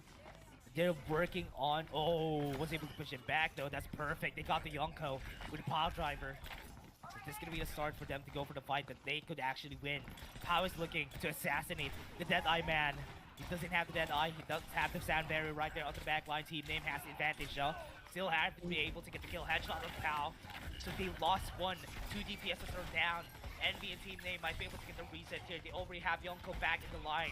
So this defense could easily be taken over right here by Envy. But no, they haven't found it yet. They still have the minefield to actually push them back on the payload. They're being pushed back themselves. Shoner is just being very, very annoying with this wrecking ball. But Team Name isn't phased. And because how the NV compositions work is that they want to isolate and disrupt. So that means they don't have as much, let's say, direct damage as the comp of Team Name. Yeah. So it's so easy for Team Name to just rush them down. And when the fight gets scrappy, it's usually Team Name who comes out on top. Yeah, now they even have Deadeye. Vital wasn't able to get the kill, and now he's gonna get punished just because of that. With the Deadeye, who was punished himself, but they have to teleport right there. Try to not make it, so they continue to rush just to pull it back. The minefield, pow! Just actually step on the landmine, but still won't be able to get anything just yet. They have the ultimates right now. Wrecking Ball might be able to survive for so long. This is gonna be able to do with one man, with one hamster. Is he gonna be able to do anything more except to run? That's a map for Team Name. Still a 1-4-0. Not very big, but still chaseable for Envy. And you see with this ball composition, they're struggling to really clean up the fight. They're always getting one pick here and there, but the focus fire just isn't there for NV for them to clean up fight, and that might be the language barrier coming into play. But on the other side, on the contrary, Team Name are playing so well together. You see when Lumi pops his shout, Overshake pops his end speed at the same time, Pao dashes in at the same time, exactly the same time. It's almost impossible for a Zen player like Vips to even react at the sheer speed of 3 players just rushing on. It's just a clean assassination there, and they do it fight after fight after fight. And you see, Envy, they're trying to find a solution. They keep swapping heroes, they swap their supports multiple times. Vital has been swapping DPS picks multiple times, but they still cannot break and slow down Team's Name speed at all. Yeah, this is really hard, honestly. Whenever you pick a Zenyatta, I mean, against a rush composition, it's gonna be good. But with Envy, with Team Name just actually rushing them down, going to the back line, it's really hard to make use of the Zenyatta when they don't have enough protection. I think the Zenyatta would have been good if it wasn't a Wrecking Ball. But with the Wrecking Ball, I think they all needed to adjust. I think this is a good one right now for Envy, especially for the first point that they had the Brigitte. This might be a chance for them to actually not let them get the first point, but Team Name, they've shown us how they play around this type of composition. This is still going to be a hard-fought match for Envy. And we see the constant adaptations from Envy. Now XD Nu 6 swaps to the Reaper, wants to fight more frontline, bring more damage to his team's composition. But there's a TP already in for team name and one is already down. Oh, they already got it though, so that's gonna be big. So they're just holding on to the point. But this is gonna be enough. They have the power driver, they're buying some time. Lumen's gonna fall down. So that might be a chance for them. They can go for the reset, they're on their side, but they got the kill. Still a 2v4, still possible for them to actually do something out of it. They are still being destroyed right here. They still have the raid walk right here for XDN. They're gonna be running away, but they still have some time. They're getting the point. So this is gonna be a hard-fought fight. Shoner onto the back line would be able to buy some time to actually just move around on the point. They have a Doomfist on their side to actually make it hard for them to do something about this. Because they're having less time actually on the point, and they are just holding on to it. They still have some punches coming in, and they're at the ready. It's just unfortunate that Lumi wasn't able to get that, but because they have a lot of shields, they have one already, one ultimate right there. The barrier's up, and Pow is just having a heyday around the barrier, but they still weren't able to get the first point. Shoner is making it hard for them to actually do something about this, but they have the sound barrier, they have it, so they still are going to be able to do something about it. XDN still doesn't have the ultimate, but is going to fall down. This wrecking ball from Shoner is just so annoying for the side of team name, but at least now the hamster's down. And you can see that's the strength of the Symmetra in the current patch. And in a well-experienced Sim player like Junko, he knows the rollouts, he knows the set plays. It's so hard for Envy with such an immobile backline to even react to that. Shonen anticipated the TP. He was lurking on the wrecking ball, ready to slam. The nade was there, but because Ariel was on Kiriko, the Suzu just cleanses his entire team from the debuff, and they just rush down one target and eventually clean up the fight. Yeah, they can do that again though. They can make sure that this is going to be hard for them. They got one kill to Yonko, but they don't able to get something out of the Dragon Blade, so this is going to be good for the NB. Just let them reset, force him out of the fight, use some ultimates to actually make this hard for them to go for the push, because this is the second point, time and time again, we're just saying it. It's the second point, so they need to be careful now, because they can get chased down if one team kill happens. Yeah, but because of how scrappy the fight on the first point was, Envy forced team name to actually invest a lot of ultimates, more ultimates than they probably wanted to. So right now the Out Academy is heavily in favor of Envy. They have basically every ultimate except the Pulse Bomb. If they cycle this well, they could snowball this into a victory. Yeah, they can go for a victory here. They're having a hard time pushing, especially for the side of the team name here, because they need to get the people at the top, because if they won't, the minefield is there. Look at that. They're having a hard time actually pushing. They have the grenade. Yunko is down again. They're getting the push though. Is it going to be viable for them? Envy is just using this ultimate in their favor. They even use the shield rally from Ayako. So this is going to be them going back to their lines, going back to their houses, because they've won under the fight by themselves. It seems like they finally managed to counter the Symmetra, because this is the first time this series we saw Junko swap off the Symmetra, now onto a Torbjorn. A really good counter for the ball. The turret very good in warding off flankers such as the Reaper and Tracer. Yeah, and as we said, we have a lot of flankers, but they still had a Death Blossom available for themselves. Kasuni rushing his sleeve! Yunko was forced back! So there's gonna be a Death Blossom available for them, was moved away! Wasn't able to get anything out of that ultimate. Big win right here from their side. So they might be able to get the push on here. They won down. Raidwalk was not available during that time, so that's why Team Name is now pushing away. Look at the back line, they have the Pulse Bomb. They got the kill onto the turret, not even the Torbjorn. So this is the chance right here, right now. They can't go for the push. Nobody's dying on the side of Team Name, so they just need to push back. Sean trying his best to get something, but the minefield is available. He can just use that on the point, on the payload, to actually not let them get the push on there. They can just buy some time. They have the Junkrat on their side. They're just tanking every member. Sound barrier is available for Overshake. Even with the minefield, it's not going to matter for them. They're still going to go for the push, but Shoner is still making it hard for them to get any close to the point, because they're being pushed hard. Minefield is also still here, so this is still gonna be a hard match. But look at the Molten Core, it's pushing back away the minefield. Oh no, this is not their playground anymore. Shoner needs to actually run away. He's gonna fall down, and this might be another win to their side, but it's still not done. They're still not here. Vital has been getting by the axe right there, and Team Name takes another map. And 2-0 up for Team Name. I have to credit that map win to Ariel right there. He saved his entire team from a potential lethal Nano Death Blossom. First, Because I think it's a secondary effect of the Suzu, right? Because Suzu Yeah. actually gives you Yeah. a bit of knockback. He used it in the intention of protecting his team, but he unintentionally booped off XD Nu 6 Death Blossom Royale, which saved his entire team from potentially getting team wiped. And because that allowed Overshake to not use the Sound Barrier, he didn't have to use the Sound Barrier to save his team from Death Blossom, which means he was able to keep it all the way to the point until he really needed to use it when Envy was stalling the point. They had to come back, and because there was a bit of snowball, that Pow Unleash the Blade clears off everyone. At the end of the day, Team Name were able to successfully win the fight and win the map here. Yeah, they were able to go on rampage there because during that last time, as you said, that ultimate being taken down, the Death Blossom wasn't able. I think they have been holding on that Death Blossom for quite a long time, and once they used the Death Blossom, it wasn't able to find any value, which is really, really bad for the team there because they lost a lot of their resources. And as you said, could have been won by Envy because they had a lot of ultimates, but they needed to take some risks during the last part, and they weren't able to actually be successful in the end. But here, right now, team name 2-0 backs against the wall for Envy.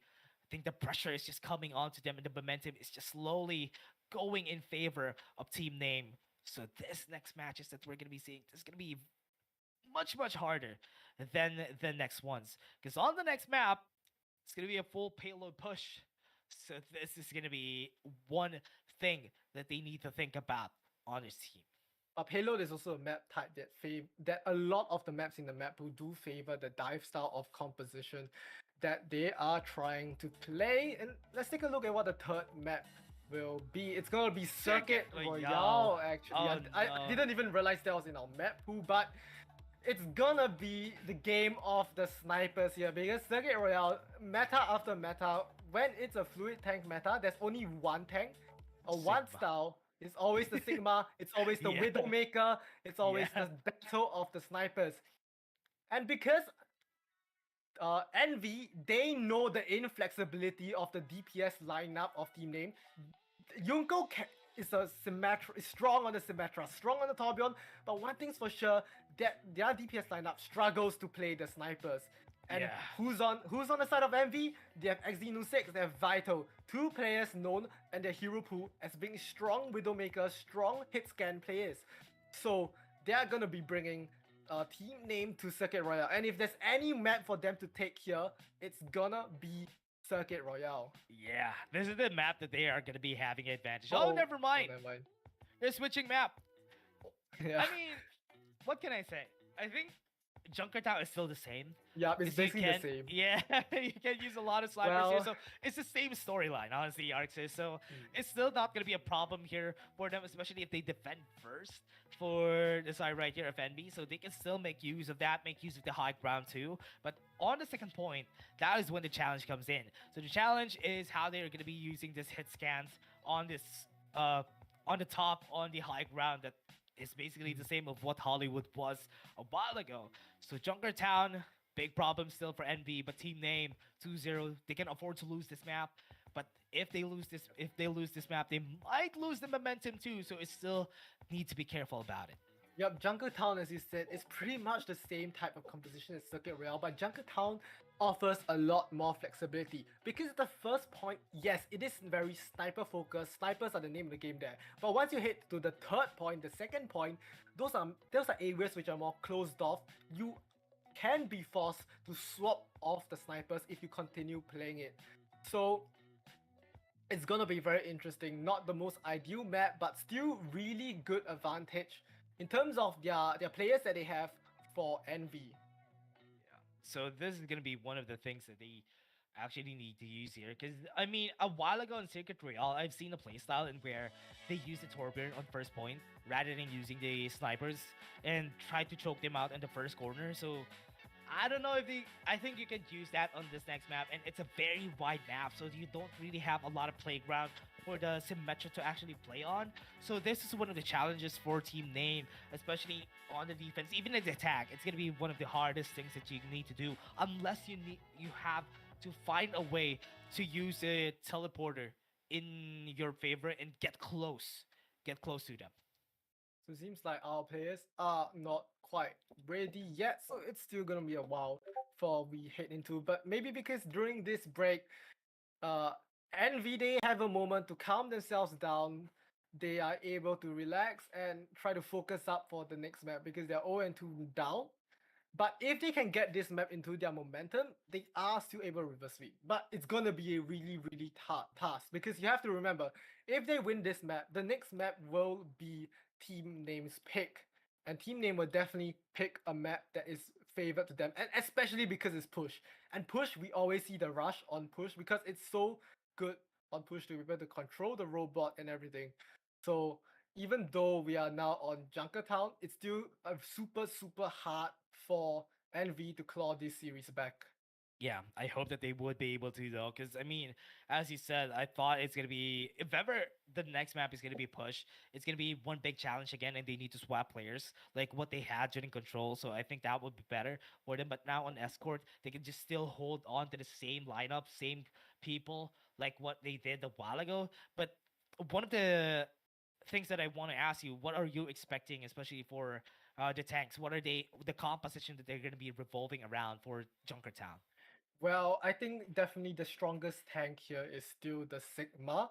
But because we know that Team Name, they don't really necessarily have the sniper players in their roster, I would not be surprised if they don't come on a Sigma, maybe come to something more brawly because it can still work. Because this is not Circuit Royale where you definitely have to play a sniper. There's a bit more flexibility there. For the other side of MB, I definitely expect them to bring out the snipers and the Sigma because another thing with their roster is that we talk about the language barrier during Rush, but when you play the snipers, communication is not as important. What's True. important is your ability to click hits, and Yeah. those players they definitely do have the mechanics to do so. Yeah, and that is one of the things that they need to use to their advantage, especially for Envy, right? Because when they have the snipers, when they have the back line, it's gonna be way easier for them. If they just click heads, it's okay. They're not gonna be pushing anytime soon because this team really, really relies a lot on how close they play, how close the map is, how they can get away a lot with the Symmetra and the Torbjorns. But let's see on how they actually make use of that because most of the short range heroes that we have in the pool might need to really get close. So that's going to be one of the problems here. But one of the things that I really want to actually explore around this map is, are they going to be using the Wrecking Ball to actually just disrupt this snipers on the back line? Because I'm not really sure if they use the same tank here for the side team name. They're not going to have the best day. But you know, aside from the tank, one thing I wouldn't be surprised to see is Yunko on the Symmetra just using the teleport bomb with the turret, Get just close, keep it right? all the Get way close. up to the snipers, just to throw them in for a surprise because that is going to a viable option here. And we do have a substitution in for Envy. Ming's Bang is going to be the back, so we know that they're probably going to be playing the Genji, and Genji is actually on sniper maps a very good option. He's hovering over the Hanzo here as well, which it sort of suits his group with the projectile as well. So I wouldn't be surprised if he shows up on the Hanzo. But both, either the Genji or the Hanzo, either Shimada brothers, is still really good options in the composition. Yeah, especially that they're not gonna be backline accessing anyway. I think this Hanzo is gonna be good as long as they get the tap on the heads here. But still, we're having the same composition here, Arxis, because Yunko and Pao still on the same duty on each other. So this is not very surprising. But what I'm surprised of though is that Vital is going for the Echo. I Oh, think never mind. Never mind. This might be a bait here. I think they expect the spawn camp, and you can't really break the spawn camp with your snipers, right? So you want something that's able to take advantage of the air. So the Echo is going to be a really good choice for if they anticipate the spawn camp, and they do. And Yunko is already down, so that's the TP gone. That's the disengage button deleted from the side of team game. Yeah, that's gonna be big though, because without the Yunko, they can't get back from here and they can just yet take it down and would be able to get away from the composition here, even using the Suzu, trying to do something on the side of Lumi here, but Lumi I think is gonna be falling right now, and that's gonna be a team kill, an unofficial one for the side of NV. Yup, a good start to the momentum here for Envy because for maps like Junkertown, the sniper maps, momentum is very heavy on this map. If you can get the momentum going, it's going to be really hard for Team Name to break this. A Team Name, they're going to go for the Winston style of rush, something we saw more of last year, but not your usual Reaper, not your usual Soldier because of the hero pool limitations that Yunko is already down. Really hard game here on Jungle Town for him. Yeah, still having a hard time because as we said, Cemento is not going to be very ideal here. But Aerial, though, is not going to be a problem if you have a support going full DPS. Got the headshot on 2, so that's going to be big. But Power is trying his best to get something on the Echo. 1 falls again, so that's going to be big. They can hold this fort down, and that is what they needed. They needed Aerial to actually manhandle everybody, and that is going to be Envy. Is going to be going for another fight here. And look at that, because Aero is able to get those 2 critical picks so fast, his ultimate is already almost up. Oh, and it's yeah. probably going to be the first ultimate up on the side of either side, so it's going to be a really key advantage for team names here, because they cannot run. Envy's backline cannot run with an Ana Zen. When they Kiriko rush, it's going to be very hard for Ayako and Vips to get out of there. Yeah, and also the problem here is they're going dive for the Diva on Shonerd, going for the Diva. So this is going to be one of the problems that they need to think about. Because once they go for this, the rush is going to be happening. Pao is just taking down Ayako. It's not going to be a problem even for him to actually get the kills. Zenyatta is still alive and might be able to get more vital. Is making sure that everybody's having a hard time. Good positioning for this man, and he's still going to be falling down. That's still going to be a 2v2, but it's still a Winston alive and kicking right here on the point. But they still have the Lucio Overshake is still alive, chasing down the tank. What is this? But he's still going to be forcing him to go for a reset, and that's exactly what is important there. He can't afford to fight Overshake there, because if he falls, that means the tank is gone for team name. It's better to just regroup, soft reset. And because team name doesn't have their members, they're also forced to reset, so they are able to get the payload pushing. Yeah, Deadeye alive. Not going to be able to get any kill, but at least forces them to very, very slow positions right here, so they don't have the facing just yet, and they want to go to the back line. Shonerd is having a hard time here, but look at this, the monkey's coming back. It's going to be good. They have the shield. The Deadeye is not going to be used well, so this might be the time here. He hasn't been stuck. They have the sound barrier.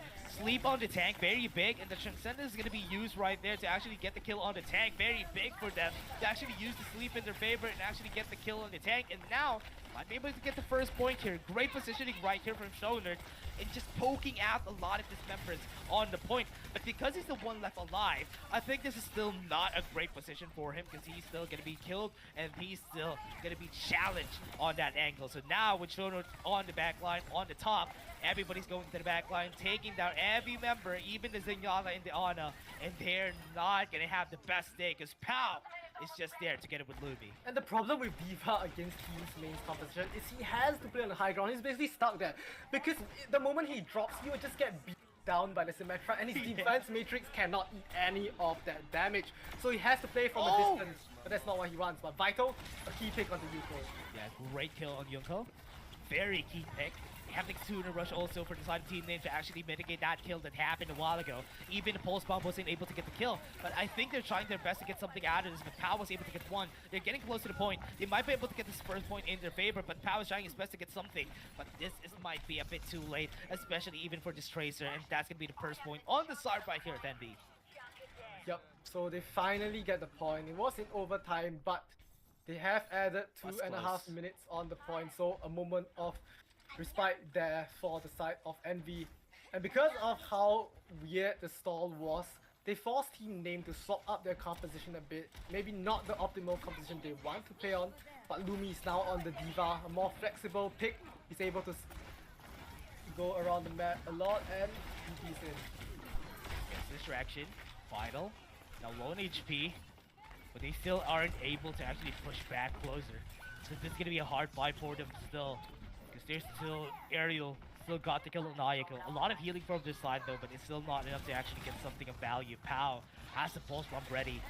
He needs to use it on the right place, because this might be the right place, because look at that, the pulse bomb was able to not get a kill, but they were able to get one more. Vital fell, so this is going to be forcing Ayako to run away. And Aero has been really doing a good job on the Kiriko this map. The two key picks on the first point, as well as that key pick on the break. Kiriko is a support hero that you can just randomly get 120 damage in if you have the aim, and that's a key pick on the break. And team name is swapped to a full dive competition. The Sombra is in for Yunko. Yeah. Oh no, Yonko is gonna fall because this is gonna be the problem for the Sombra though. They're not gonna be able to get a lot of things all together because they're just gonna be chasing down. If they need the ultimate, they need the EMP to actually find any value for this team. Minefield has been thrown already, and this is gonna be Lumi just switching out. Ultimate has been used, and this is gonna be them actually making sure that they're not gonna be pushing this payload. This choke point is way harder. They have a chokehold on these people, and they're close to the point. And I don't think they can recontest because of the amount of space they gave up, how long that last fight took. I think Envy has got this point. They're trying to go for stall, but it's going to be staggered. Yeah, very slow, very long. You have the ultimate too to actually make yours. So this is going to be Lumi falling down, and that's going to be the point onto them. Again, great use of the point, great use of this, but team name substituting out of the way. And we are talking about the Sombra, right? Another counter for Sombra is the Sonic Arrow from Ming's. He's able to review the position with a well-placed Sonic Arrow, because the parting for the Sombra can be a bit planned sometimes. So if he knows where Yunko is coming from, he can just Sonic the area and deny him, and Yunko doesn't want to play the Sombra anymore. Back to his tried and tested, his favorite hero, Symmetra. Yeah, I mean, he was forced to do something anyway, because Bang has been playing so well with this one though. They're trying to go for a fight here. But are they going to be able to get something though? Because everybody's just going to the high ground. Nobody's going to get close. They have the teleport, but they have been pushed back. But Pao was able to get one, which is really crucial. Aiko is down. A lot of healing has been taken down because of that one kill. And this is going to be, again, just nothing. Just other distraction onto the back line. And this is just team name, just taking over the point again. And this is what we were talking about before the map started. Once it gets to the third point, it's no longer about the poke. It's about the rush. The styles have been completely sorted out, and it's back to Team Name's comfort because they are known for the rush. They have been winning Envy on the rush again and again. This is the exact same situation we saw on Hollywood. The Jungle Queen versus the Ball. And in that map, it was Team Name who came out on top. Yeah, and again, Shoner was able to get the minefield up on Yunko, and Yunko is gonna fall down, but Lumi was able to equalize that with another kill onto their side. They have one pulse grenade. Would that be able to survive though? Shoner was able to get the kill on Overshake, but would not be enough to actually get something. The Vital falls, and this is still a tank alive, pretty much in the point. It's still a hard-fought fight, a 1v2. Not a fight that you want to be in, even if you're a Wrecking Ball. Now they're forced to back away, and this is still team name. Might be able to get this one. And 2 seconds of the clock. This is going to be the last fight. They have the rally onto Ayako. Is that enough shield to actually survive? They have one to Metra, and that Suzu was able to help out, but Ayako still wasn't able to survive that, and this is the last member standing. They don't have any ultimates to use. They just need to tough it out on the point, but nobody's there except for VIPs. And this is going to be the fall down of the team name. At least NV was able to get this on the third point. And there's a goal set there for Team Name. They know how much distance they need now to win this series. And the composition that Envy plays, they have to play split because that's the nature of their composition. But this allows Team Name for them to, so much easier for them to isolate one target to assassinate. And on the other side, Envy, it's going to be really hard for them to isolate because Team Name, their composition, plays together. So if you want to deal with one member, you have to deal with their whole team. So it's really hard right now for them to break through the Jungle Queen composition of Team Name. Yeah, so far this Jungle Queen composition from Team Name has been working really well for them. And Envy hasn't found an answer just yet. I mean, still on the first map, we have seen this time and time again being picked by Team Name, just switching out the tanks, or at least the DPSs a bit. But still, having a hard time. I think Envy right now is a time, if ever they need, to find an answer for this. Yeah, definitely. And because we are back on the first and second point, which means the poke composition still favors them more. This Wrecking Ball type of hit scan DPS heavy composition. So if they're able to get a full hole or a second point hole, if they just need to not go to the third point, and it's gonna be really good for really easy for them to snowball this into a victory. They need to get the snowball here, but when it starts, Lumi going for the Sigma at first. They need to hold this. I thought they were gonna go for snipers, but what a great boulder right there from Lumi. Mixbang just falls without any answer from the team, and it's because Shoner is not here. It's easy for them to actually just take over this. They're going to the back line. They're being forced away from the high ground. That's a very smart play right there from Shoner. But they already got caught. They already got away from here, and the payload is slowly getting close to the choke point. That has found Oh its my, what? value right there, and that great headshot again from Ariel. Just made sure that everybody's not gonna have a bigger time here. And that turn is just very annoying for Mix Bang. Yeah, the Torbjorn headshot plus the headshot from Aero Vital was basically deleted in milliseconds. Yeah. And right now, they are down, they're staggered a bit. Vital is not there in the fight, which means it's a 4v5 currently on the front line. A great advantage for Team Lane. Even worse than for NV, but now with Gloomy slowly coming down to low HP, this might be a hard time for them to actually get something but Shonerd trying to get something out of the back line, but Vital's positioning right here has been discovered. So they want to just pluck out this roof that they have here, and they're just forcing them away from the point. But look at Vital having a hard time here because Bao has found the target. Minefield is available for Shonerd, so this is the time for him to actually use it in his favor. Overshake's being chased down, not able to actually get close to the med pack. And they are able to get to the back line because Shonerd has something out of his mind. The ultimate is close, and the boulder wasn't able to hit. This is going to be the reset that they need, but they still are not able to do anything. Kitsune Rush still available, was able to pull it down. Aerials fall down, but they still are on a great position right here. Lumi fighting out with everybody, and Overshake still alive. But Pow just making use of the Kitsune Rush in their favor for the team, and that's why they're still able to push a payload right there, close and close to the first point. And Mix Bang is getting shut out of this map so far. The Torbjorn is the pick. The Torbjorn is the pick to just deny Mix Bang from getting any value on the Genji, and right now Mix Bang doesn't even have his blade. Yeah, not even able to get the blade in. And this is what's hard about it though, is because you don't have a really big head gun on your team, except for VIP right there. It's hard to take down the turret. That's why it's really hard to actually make value out of this composition from them. They have the ultimate to actually make work, and they weren't able to use the molten core very favorably. I thought he was gonna be able to use the high noon, but because he fell, it's just really hard for them to get use of this. I think right now Lumi just needs to back away from here. Him and Overshake have fallen down. This might be the reset that they would want to. 1 minute 20 seconds, they still have a lot of time. Resetting. Overshake and Pao are still in the fight, but because of how long the previous fight was, their team name only has 1 minute left to attack.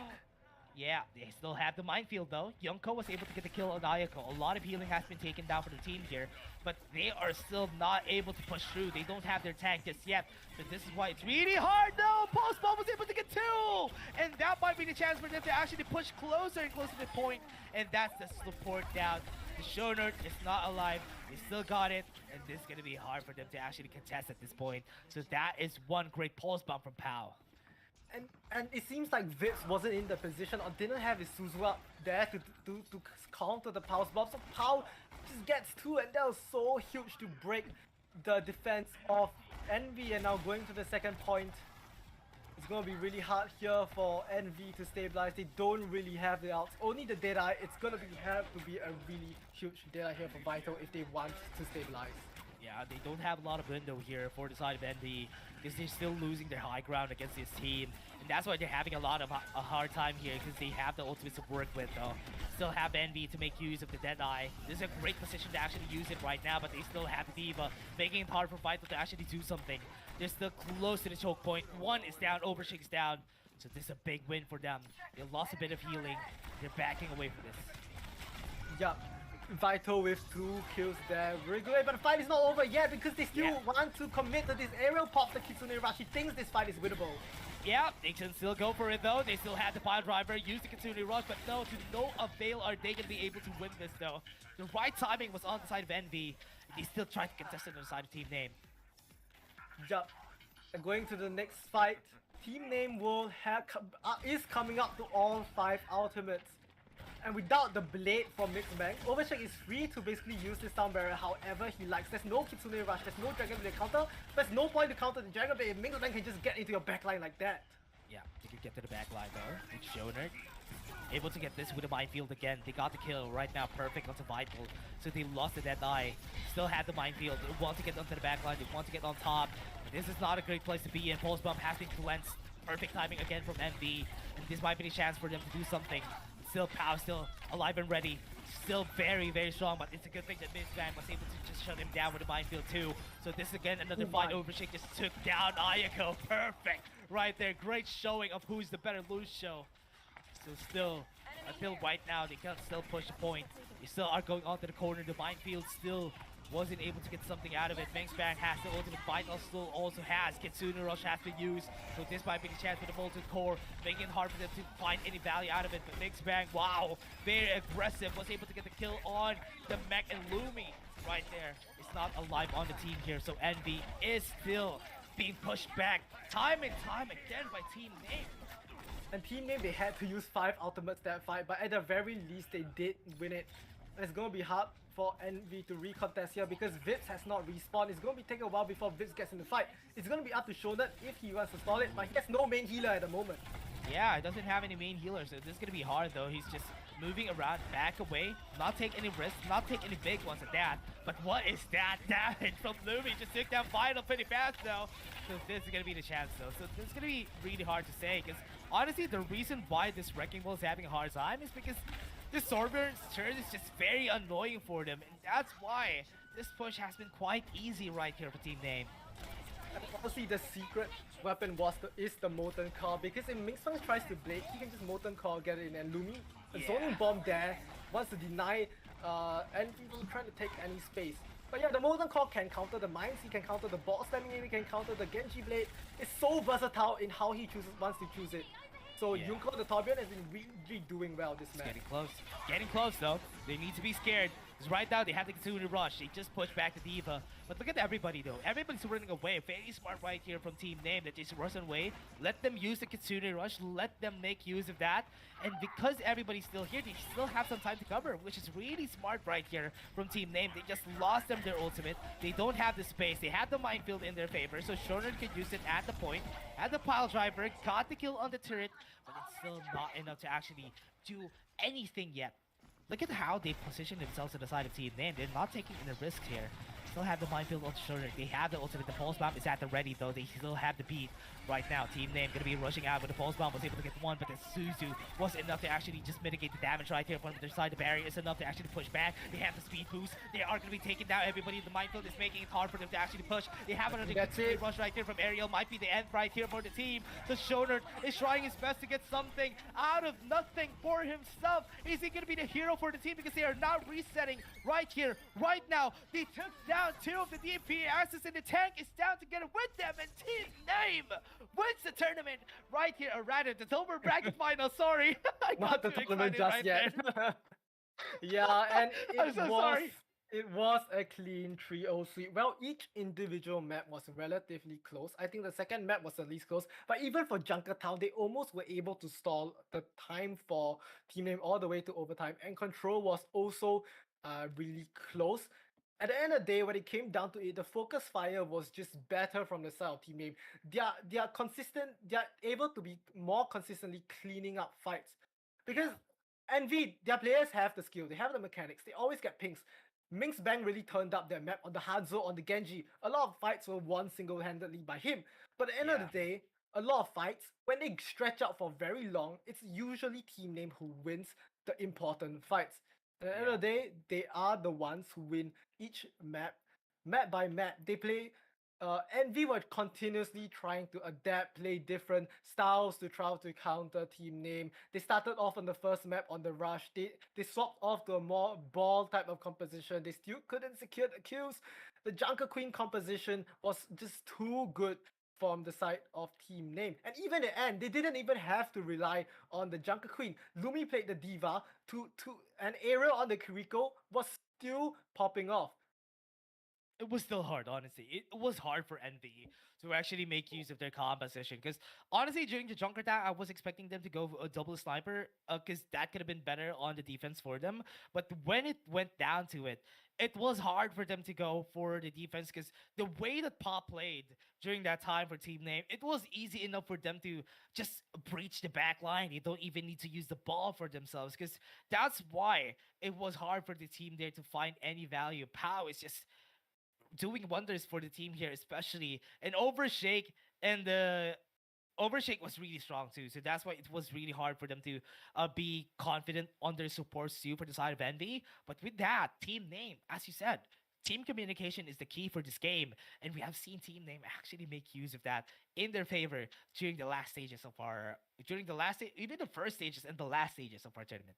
And now they get a shot at the defending champions Death. They lost just Yeah. now in the winners finals, but the momentum is there right now. They just swept. They just are coming off a sweep onto NV 3-0. So the momentum is definitely in their favor. And when comms are high, the communication is hype. It's definitely gonna be very well for them. And even in their match against Death, well, some maps were more uh, of a steamroll than others. Certain maps were still relatively close.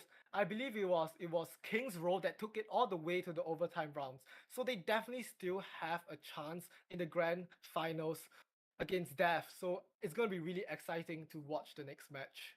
Yeah, I mean, lower bracket finals, everybody. I mean, a lot of tournaments, especially those who went to a really big lower bracket run, but they were on the upper brackets for quite a while, pushed back to the lower brackets. But most of the time, the team that was in the lower bracket has the momentum and they have the best mindset compared to a lot of the other teams in the tournament. So this is going to be a problem for DAF Esports, your team, Arxis. So you need to be careful on this next map because this is gonna be very crucial. I mean, we're just gonna be excited to actually watch that next match and see who's gonna be the champions of Overwatch into the sea this 2020. I mean, we have the one last time, and right now on 2020, who's gonna be the champion? So that's gonna be the question right here on our next match. We have been your casters for today. My name is Dash, and I was here with Arxis. See you guys in the next, or rather, in the next hour for the next tournament. Yep, see you guys.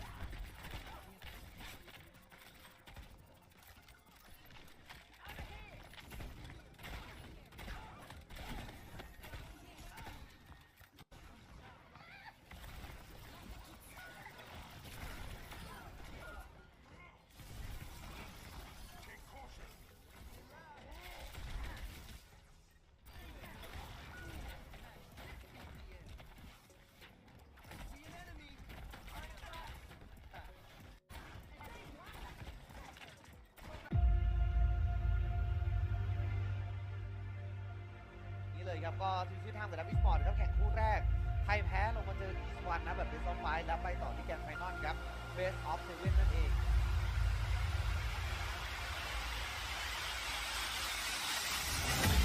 แล้วก็คลิปออกไปอีก1 คนหลอกล่ออยู่เล่นเก็บ3ในกิจวัตรแต่ไม่รู้จะทำได้ไหมเพราะว่าเทพครับเป็นเขาเลยมาแล้วอะไรจริงตัวตายก่อนที่จะเริ่มไปถ้าแบบนี้แย่แล้วก็ไม่เล่นเกิดมา ไปแต่ได้สวนขึ้นมาได้แค่1 คนเดียว ถ้าบอกว่านี่โดนเกมอีกแล้วเอ็ดแล้ว2โอ้ยวางโกมันจะได้ไหมได้เรียนมันว่าแล้วมันจะได้ ได้จริง โอ้โหคิวกดมากดได้คิว จากโอคุโตครับและทีมคิลเลอร์ดีจากสวีทไทม์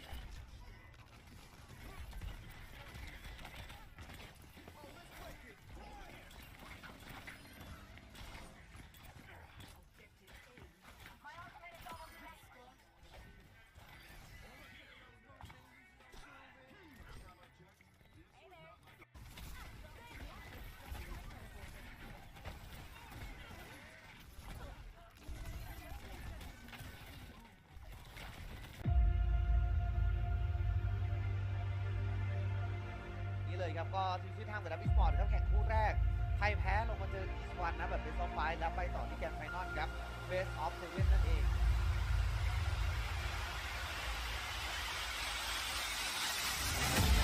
แล้วก็คิดบอกไปอีก1 คนหลอกล่ออยู่แล้วเก็บ3เป็นกิตวัตรแต่ไม่รู้จะทำได้ไหมเพราะว่าเทพครับยังเขาเลยมาแล้วแล้วกินรัวตายก่อนที่จะเริ่มไปแล้วแบบนี้แย่แล้วก็ไม่เล่นเกิดมา ไปแต่ได้สวนขึ้นมาแล้วได้แค่1 คนเดียว บอกว่าดีโดนเกมอีกแล้วเห็นแล้ว2เขาเรียกว่าวางโกกันแล้วได้ไหมได้เรียนมันรอบแล้วหมดแล้วได้จริง โอ้โหโอ้โห วันนั้นวันได้คิว จากโอคุโตครับและทีมคิลเลอร์ดีจากสวีทไทม์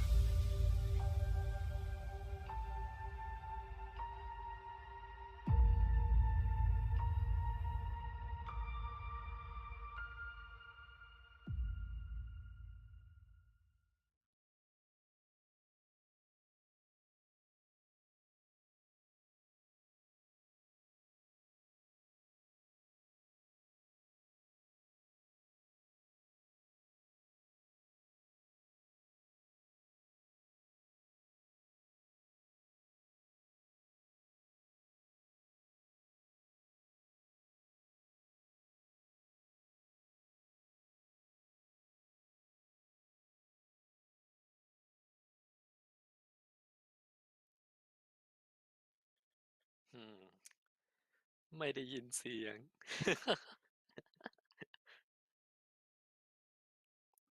ไม่ได้ยินเสียงครับ เอายังไงล่ะนี่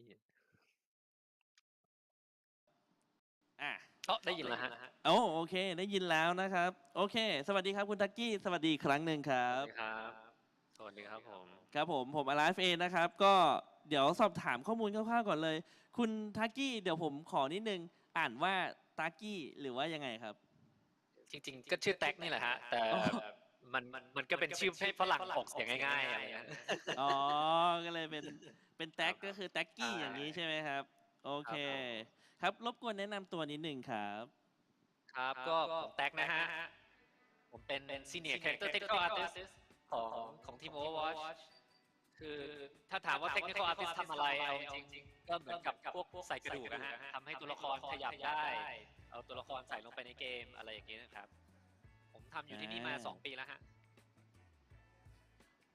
โอเคคราวนี้นอกจากที่ผมได้ยินคุณแท็กเมื่อสักครู่นี้แล้วกลายเป็นว่าตอนนี้ผมไม่ได้ยินคุณแท็กแล้วครับ อ้าวกลายเป็นอย่างนั้นไป ได้ยินเลยฮะก็คืออยู่ใน Overwatch ทีมก็คืออยู่ในสังกัดของ Blizzard นั่นเองถูกต้องไหมครับครับก็คือเวลาที่เราดีไซน์ตัวละครมานะครับในส่วนของ Technical เนี่ยก็จะเป็นคนที่ใส่กลไกทำให้ตัวละครนั้น Movement นั่นเองถูกต้องไหมครับครับก็ถ้าคิดซะว่าคนหนึ่งวาดคนหนึ่งปั้นโมเดลแล้วผมก็อยู่ระหว่างโมเดลเลอร์กับแอนิเมเตอร์คือแบบโมเดลก็ต้องเอาไปใส่กระดูกทำใส่ไทยไดนามิกเอาเข้าไปในเกมอะไรเงี้ยฮะก็เป็นหน้าที่ของผมอย่างนี้ทำทุกตัวเลยหรือเปล่าครับคือไอตัวผมเพิ่งจะเริ่มงานเมื่อประมาณ2 ปีมาแล้วซึ่งจริงๆงานผมเนี่ยมันก็ต้องแบบอัพคีปตัวละครเก่าอยู่แล้วผมก็ได้แตะทุกตัวแต่ถ้าตัวใหม่เนี่ยผมก็จะได้แตะด้วย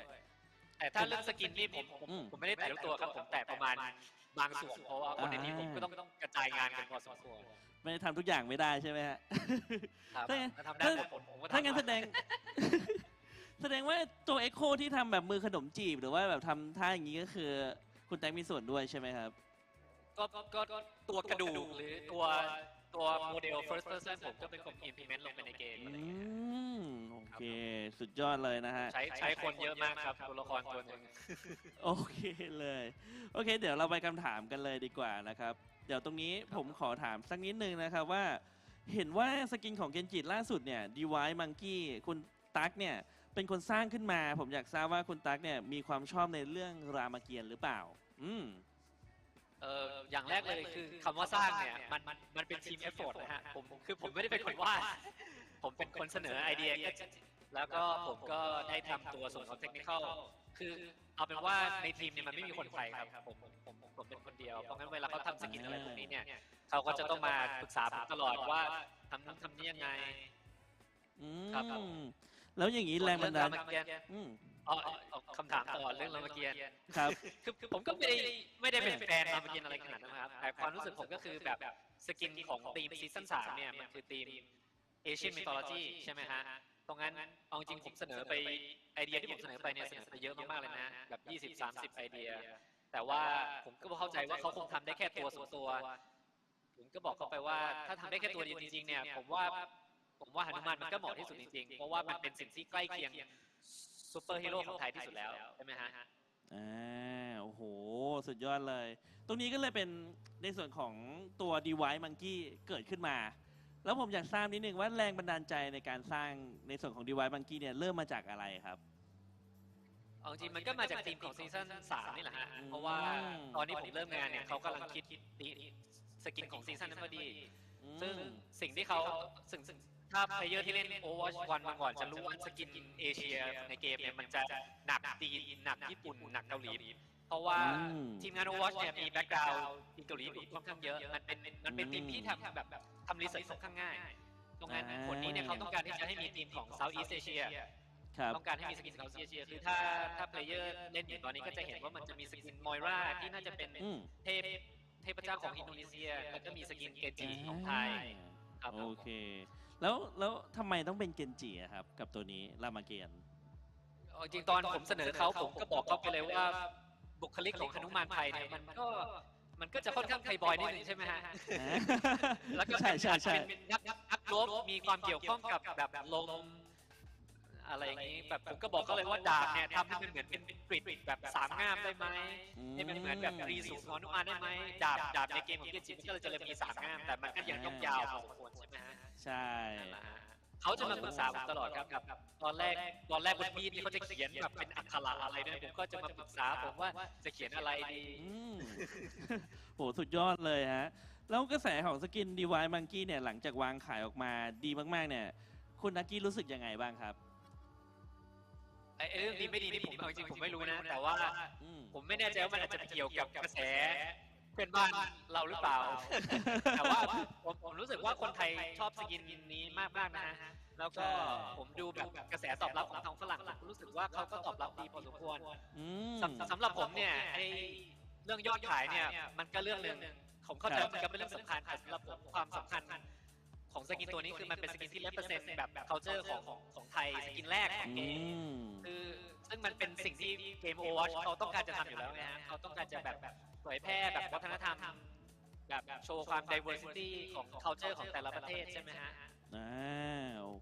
ก็แบบถือว่าเป็นกระแสมากๆเลยนะครับพอแบบเปิดตัว Device Monkey ออกมาแล้วจริงๆผมก็รู้สึกว้าวนะที่แบบเฮ้ยOverwatch 2 แบบใส่ใจเพลเยอร์ชาวไทยขนาดนี้เลยเหรออย่างนี้ก็โอ้โหขอบพระคุณมากๆที่ช่วยผลักดันออกมานะฮะแล้วอย่างเงี้ยผมสอบถามนิดนึงมีความเป็นไปได้ไหมครับที่ตัวเกมจะมีสกินไทยออกมาเพิ่มเติมหลังจากนี้ไหมอย่างเงี้ยฮะผมว่าถ้ามันก็ต้องเป็นไปได้อยู่นะฮะเพราะว่าผมก็ยังอยู่ที่นี่เนาะแล้วผมก็พยายามผลักดันไอเดียอะไรแบบนี้อยู่ตลอดครับผมสำหรับผมรู้สึกว่าถ้ามันจะเป็นไปได้มันอาจจะอยู่ในช่วงเวลาว่าจะปล่อยสกินธีมประมาณนี้ได้เมื่อไหร่ตอนนั้นเองเพราะตอนนี้เรามีแต่ละซีซั่นของเรามันจะมีธีมใช่ไหมซึ่งมันก็ไม่ได้แปลว่าเราจะมีธีมเอเชียนมิทอลจีอีกถ้าจะเป็นไปได้ก็อาจจะแบบเพราะว่าโอวัตปกติจะปล่อยสกินธีมเอเชียช่วงตรุษจีนใช่ไหมก็ไม่แน่นะตรุษจีนหน้าอาจจะมีอีกก็ได้เพราะจริงๆสกินหนุมานมันออกช่วงตรุษจีนพอดีเลย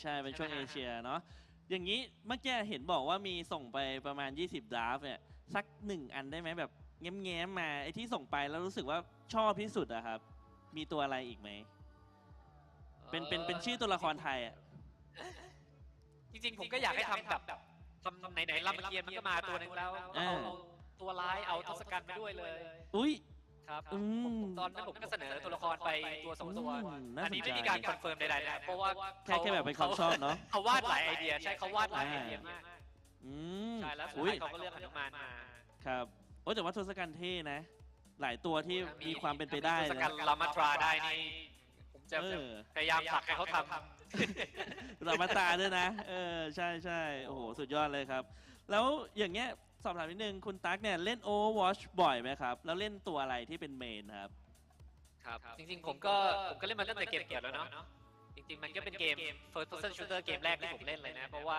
มันตัวละครมันหลากหลายดีแล้วก็ตอนเริ่มแรกๆผมก็เล่นแบบตัวละครที่มันเล่นง่ายๆ Reaper จังแกรดแต่ว่ามันก็มีช่วง2 ปีที่ผมแบบเล่นเกนจิจนตอนนี้ผมก็กลายเป็นเกนจิเมนไปแล้วแบบ2 ปีแรกก็โดนด่าแบบโดนด่าทุกเกมตอนนี้ก็ไม่โดนด่าแล้วไม่โดนด่าแล้วจริงหรือเปล่ายังจริงอยู่ใช่ไหมจริงอยู่จริงโอเคสังคมดีขึ้นดีขึ้นเยอะแล้วใช่ฮะโอเคแล้วมีแผนจะกลับไทยบ้างไหมครับอย่างนี้ถ้าตอนนี้ยังไม่มีฮะเพราะว่าวีซ่าผมก็ยังอยู่ต่อได้เรื่อยๆผมก็ยังอยากเก็บประสบการณ์ต่อเรื่อยๆเก็บเงินต่อเรื่อยๆโอ้เดี๋ยวผมลืมถามไปนิดนึงตอนนี้อยู่ที่ประเทศอะไรครับผมตอนนี้ผมอยู่อเมริกาผมอยู่ LA ครับผมอยู่ LA เลยส่วน101ใช่ไหมฮะบริษัทเขาจะอยู่เออร์ไวน์ครับซึ่งมันก็มันก็ไม่ได้ไกลจาก LA มากขับรถไปได้โอ้อย่างนี้เก็บเงินได้เยอะเลยแล้วถ้าอย่างเงี้ยฮะถ้ามุดว่าถ้ามีคนอยากทำงานเหมือนคุณตั๊กเนี่ยลองช่วยบอกแนวทางได้ไหมครับว่าต้องเรียนอะไรจบอะไรมาถึงแบบจะไปถึงจุดนั้นได้หรือว่าเป็นแรงบันดาลใจอย่างเงี้ยครับครับผมคือสำหรับผมรู้สึกว่าตอนสมัยแบบ10 ปีที่แล้วผมอยู่อเมริกามา10 ปีแล้วแป๊บเดียวแต่คือตอนนั้นในไทยมันไม่มีคณะอะไรแนวๆนี้ฮะตอนนั้นผมรู้สึกว่าจะมีแค่ประมาณที่2 ที่เองแล้วก็แบบเหมือนกับเพิ่งจะเปิดผมก็เลยไม่อยากจะไปเสี่ยงกับคณะเพิ่งเปิดใหม่อะไรเท่าไหร่ผมก็เลยโอเคไหนก็บินมาเลยแล้วกันครับเพราะว่าอย่างน้อยผมก็ได้ภาษาอังกฤษด้วยใช่ไหมฮะคือความรู้สึกผมตอนนี้เนี่ยในไทยเนี่ยมีคณะแนวแบบเกมอาร์ตเยอะมากๆแบบดิจิทัลอาร์ติสทำเพื่อเกมหรือไม่ก็ทำเพื่อแอนิเมชันคือผมรู้สึกว่าตอนนี้ในไทยแบบเริ่มมีอินดัสทรีมีโรงเรียนแล้วนะแต่ถ้าเรื่องนี้ว่าจะให้มาทำที่บริษัทได้เนี่ยมันจะไปหนักเรื่องวีซ่าพอสมควรแล้วก็เราก็จะต้องพูดภาษาอังกฤษได้ใช่ไหมฮะซึ่งคนส่วนมากเขาอาจจะต้องมาเรียนในอเมริกาก่อนแล้วหลังจบเนี่ยมันจะเป็นปีวีซ่านักเรียนสามารถทำงานได้ประมาณ 1-3 ปีครับช่วงนั้นก็จะเป็นช่วงที่บริษัทเขาก็อยากจะจ้างเราเพราะมันง่ายครับเพราะว่าถ้าจ้างจากไทยเลยเนี่ยมันจะเป็น paperwork แล้วก็ timeline ที่ต้องใช้มันเยอะมากๆเลยได้ว่าเก่งอย่างเดียวอาจจะไม่พอต้องดวงดีมากๆเลยก็คือสรุปก็คือเหมือนจะต้องเรียนในส่วนของพวกแนวดิจิทัลอาร์ติสอะไรพวกนี้มาแล้วก็ต้องมีในส่วนของพวก work permit หรือไม่ก็ต้องมีวีซ่าจริงๆแล้วคนมีทักษะภาษาอังกฤษติดตัวด้วยก็คือถ้าเกิดอยากจะมาในจุดนี้ที่อยู่วิสาทแต่ถ้าเกิดว่าอยากที่จะทำงานที่เป็นคล้ายๆตัวแนวเนี้ยก็คือเรียนในส่วนของดิจิทัลอาร์ติสนั่นเองครับโอเคแล้วถ้าเกิดว่าในส่วนของการทำงานเนี่ยผมอยากทราบนิดนึงว่าได้เขาเรียกว่าผลตอบแทนดีไหมครับก็เอาจริงๆถ้าเราเทียบเป็นเงินไทยนี่มันก็ดีอะฮะเพราะว่าแบบค่าแรงขั้นต่ำที่นี่ค่อนข้างถ้าเทียบกับไทยมันก็ค่อนข้างสูงแต่ถ้าให้พูดกันจริงๆคือรายจ่ายที่นี่มันก็สูงเหมือนกันยกตัวอย่างบ้านที่นี่ถ้าซื้อแบบหนึ่งห้องนอนหลังเล็กนิดเดียวนะครับ25 ล้านก็ซื้อไม่ได้โอ้โห25 ล้านเลยถ้าอยู่แบบ LA หรือเออร์ไวน์นะแถวนี้บ้านค่อนข้างแพงสมมุติอาหารมื้อหนึ่ง15 เหรียญเงี้ยประมาณ400 บาทเงี้ยผัดซีอิ๊ว1 จาน400 บาทคือแบบถ้าเราหาเงินที่นี่แล้วเรากลับไปใช้ชีวิตอยู่ที่ไทยมันก็ถือว่าเราได้เงินเยอะมากนะแต่ถ้าเราอยู่ที่นี่มันก็ทั่วไปพอจะบอกคร่าวๆได้ไหมว่าถ้าสักเดือนหนึ่งเนี่ยเป็นเงินไทยประมาณกลมๆประมาณถึงหลักไหนดีกว่าตัวเลขเลยเหรอไม่เป็นแค่ถึงหลักดีกว่าเอาถ้าตอนนี้ก็ขึ้นหลักแสนโอ้ก็สำหรับน้องๆใครที่อยากลองดูก็ต้องพัฒนาเยอะเลยต้องพัฒนาเยอะนะแต่ก็มีโอกาสแล้วคำถามสุดท้ายแล้วกันสำหรับวันนี้นะครับมีอะไรอยากจะฝากถึงผู้เล่น Overwatch 2 ชาวไทยไหมครับครับผมอย่างแรกเลยผมก็ยินดีมากนะที่ผมรู้สึกว่าตอนนี้มีเพลเยอร์คนไทยมาเล่น Overwatch 2 ผมรู้สึกว่าเยอะพอสมควรเลยนะเพราะว่าตอนที่เกมมันจะออกตอนที่ภาค 2จะออกเนี่ยผมก็ไม่รู้ว่ามันจะบูมแค่ไหนไม่รู้ชะตากรรมมันจะเป็นยังไงแต่ผมรู้สึกว่าผลตอบรับในไทยเนี่ยโดยเฉพาะเลยผมรู้สึกว่าออกมาดีพอสมควรเลยนะฮะแบบเพื่อนๆเก่าเพื่อนแก่ผมนี่กลับมาเล่นเต็มเลยผมรู้สึกว่าก็อยากจะพยายามถอยแบบ สกินหรือคอสเมติกที่มันทำให้คนไทยได้เห็นแล้วรู้สึกว่าเฮ้ยนี่มันคือวัฒนธรรมของเรานี่นาแบบเกมใหญ่ระดับวิสาก็มีแบบเขามีให้คุณค่ากับวัฒนธรรมของประเทศเล็กๆอย่างเราอะไรอย่างนี้ ครับ อยากให้คนไทยมาเล่นกันเยอะๆ นะก็โหอุตส่าห์ผลักดันในส่วนของสกินหนุมานออกมาได้ขนาดนี้แล้วยังไงพวกเรานะที่อยู่ไทยก็ต้องขอบคุณคุณแท็กมากๆนะครับที่แบบช่วยผลักดันนะครับในส่วนจุด จะพ นี้ ยายามผลักอีกเรื่อยๆครับ ดีเลยครับนี่ผมรอเลยนะ ผมรอตัวใหม่ๆเข้ามายังไงขอบคุณคุณแท็กมากๆที่วันนี้ให้มาเกียรติมาเป็น Special Guest ของเรากับ Overwatch 2 Into the Sea 2023 นะครับยังไงขอบพระคุณมากๆครับ ยินดีครับ โอเคก็เรียบร้อยกันไปนะครับผมสำหรับการสัมภาษณ์ Special Guest ที่ผลักดันในส่วนสกินหนุมานออกมานะครับเดี๋ยวตรงนี้เนี่ยเราจะไปกันต่อกับกิจกรรมต่อไปเดี๋ยวเราเบรกกันสักครู่หนึ่งกิจกรรมต่อไปอยู่กันเหมือนเดิมนะครับแจกของรางวัลคราวนี้แจกกันแบบบึ้มๆเลยใครที่อยู่นะที่ True 5G นะครับรอกันสักครู่หนึ่งมาแน่นอนพักกันเดี๋ยวหนึ่งครับ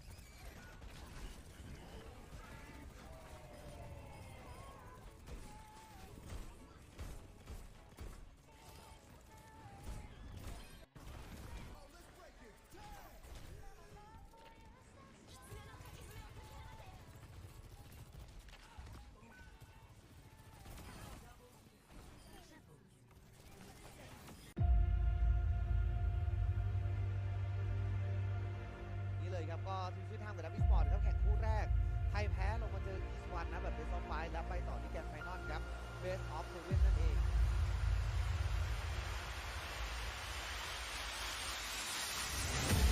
แล้วก็คลิปออกไปอีกหนึ่งคนหลอกล่ออยู่แล้วเก็บ3เป็นกิตวัฒน์ไม่รู้จะทำได้ไหมคนนั้นเทพครับเป็นเขาเลยมาแล้วอะไรตีตัวตายก่อนที่จะเริ่มไปแล้วแบบนี้แย่แล้วก็ไปเล่นเปิดมา ไปแต่ได้สวนขึ้นมาแล้วได้แค่1 คนเดียว ต้องบอกว่าดีเลยโดนเกมอีกแล้วเอ็นแล้ว2เขาเรียกว่าวางโกงกันแล้วได้ไหมได้ครับเรียนบอลชอบเรื่องของเราเลย ได้จริง โอ้โหโอ้โห คิวกดมาได้คิว จากโอคุโตครับและทีมคิลเลอร์ดีจากสวีทไทม์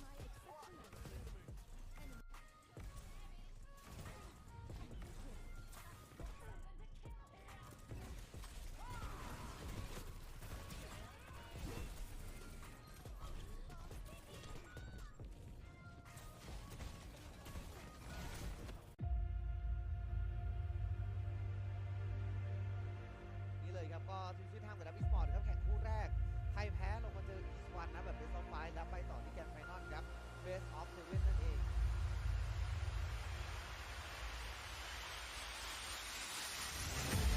แล้วก็คลิปออกไปอีกหนึ่งคนหลอกล่ออยู่เล่นเก็บ3ในกิจวัตรแต่ไม่รู้จะทำได้ไหมเพราะว่าเทพครับยังเล่นมาแล้วอะไรตีวัวตายก่อนที่จะเริ่มไปแล้วแบบนี้แล้วก็ไปเล่นเปิดมา ไปแต่ได้สวนขึ้นมาแล้วได้แค่1คนเดียว ครับผมอาทิตย์โดนเกมอีกแล้วเอ็ดแล้ว2โอ้ยวางโกกันแล้วได้ไหมได้ครับผมเรียนบัตรรอบแล้วครับ ได้จริง โอ้โหโอ้โห คิวกดมาหมดได้คิว จากโอคุโตครับและทีมคิลเลอร์ดีจากสวีทไทม์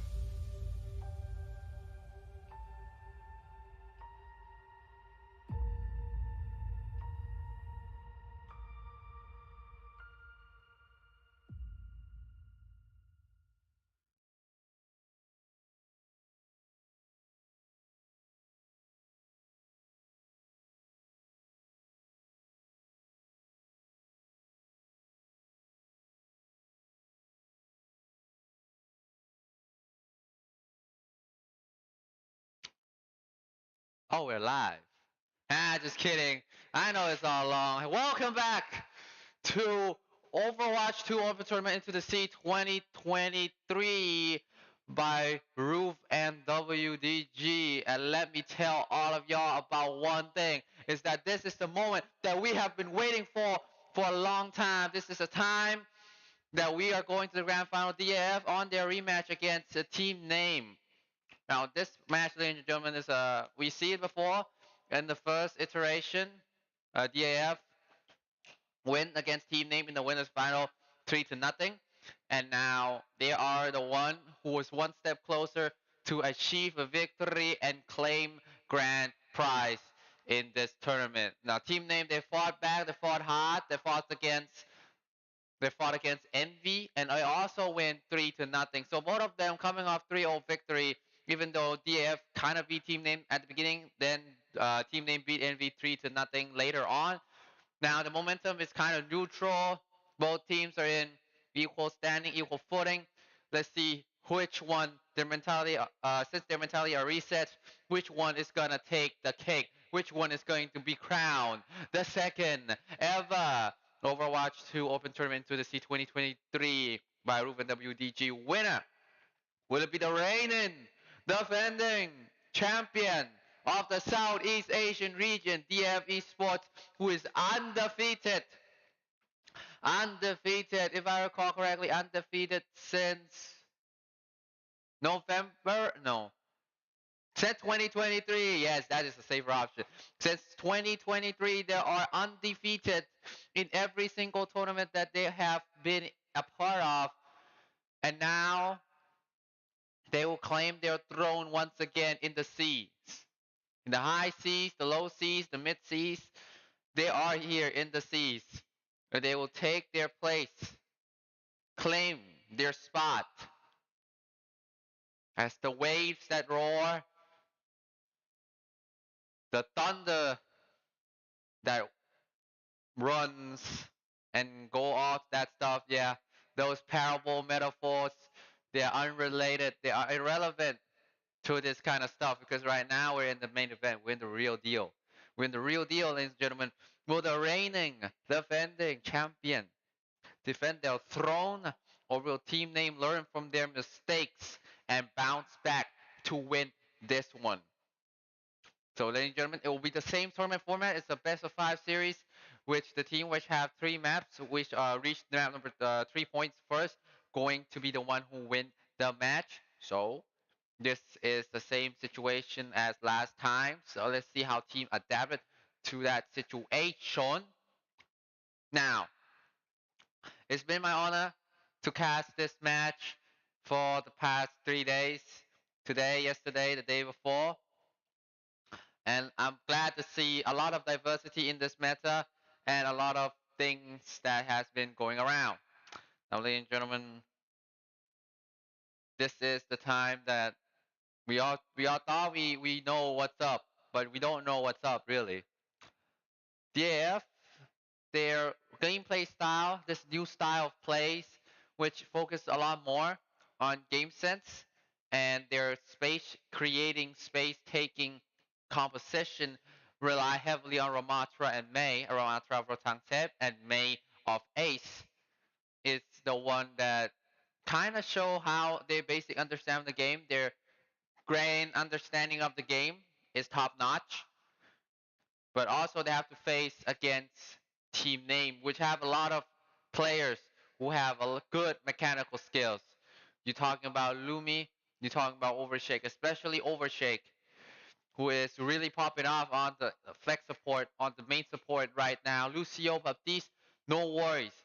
He got you. He got all of you. Even Yanko, the person who is the Metro 1. Nah, I'm not going to say. The player who is almost a Symmetra specialist.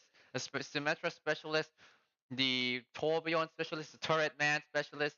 This man can do it all as well and strike tears and strike fears to your eyes. DAF kind of almost struggling in the beginning against Team Name.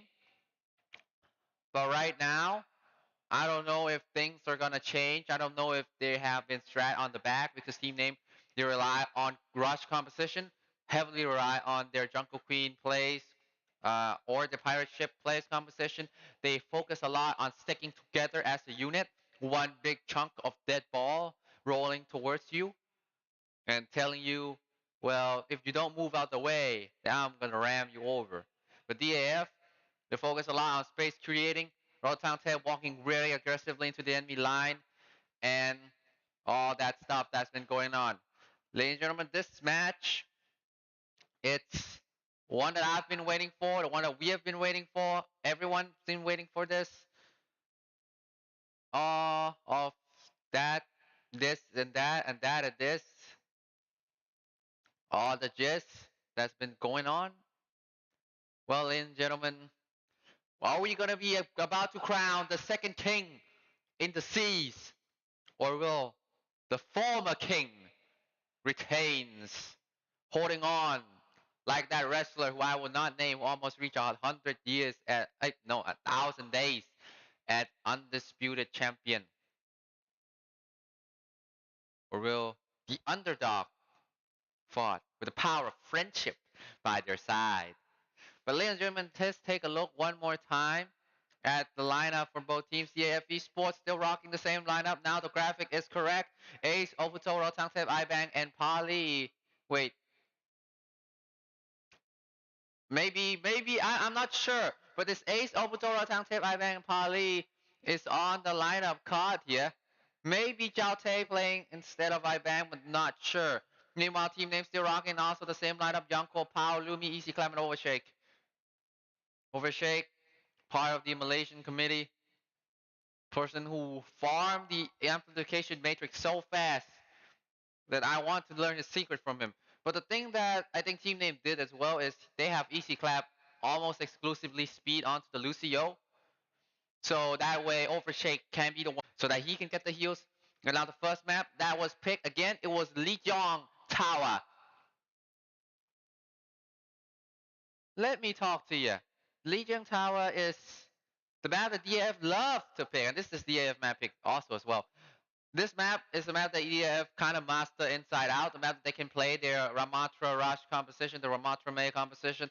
Oops, a second, that was Seisan and Badness Gamer, the caster for the Thai broadcast. You're stick with me. You're stick with Mr. Loyal, the greatest Nah, just kidding. I'm not the greatest commentator of all time after what? Everything that's happened. But, you know, it's still better than nothing. I can see chat saying nothing is better coming from 10,000 miles away.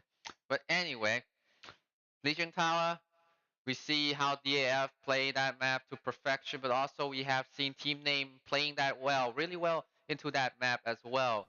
So we are going to go into that match. Yes, sir, we are going into that match, and let's see how things are going to be played out.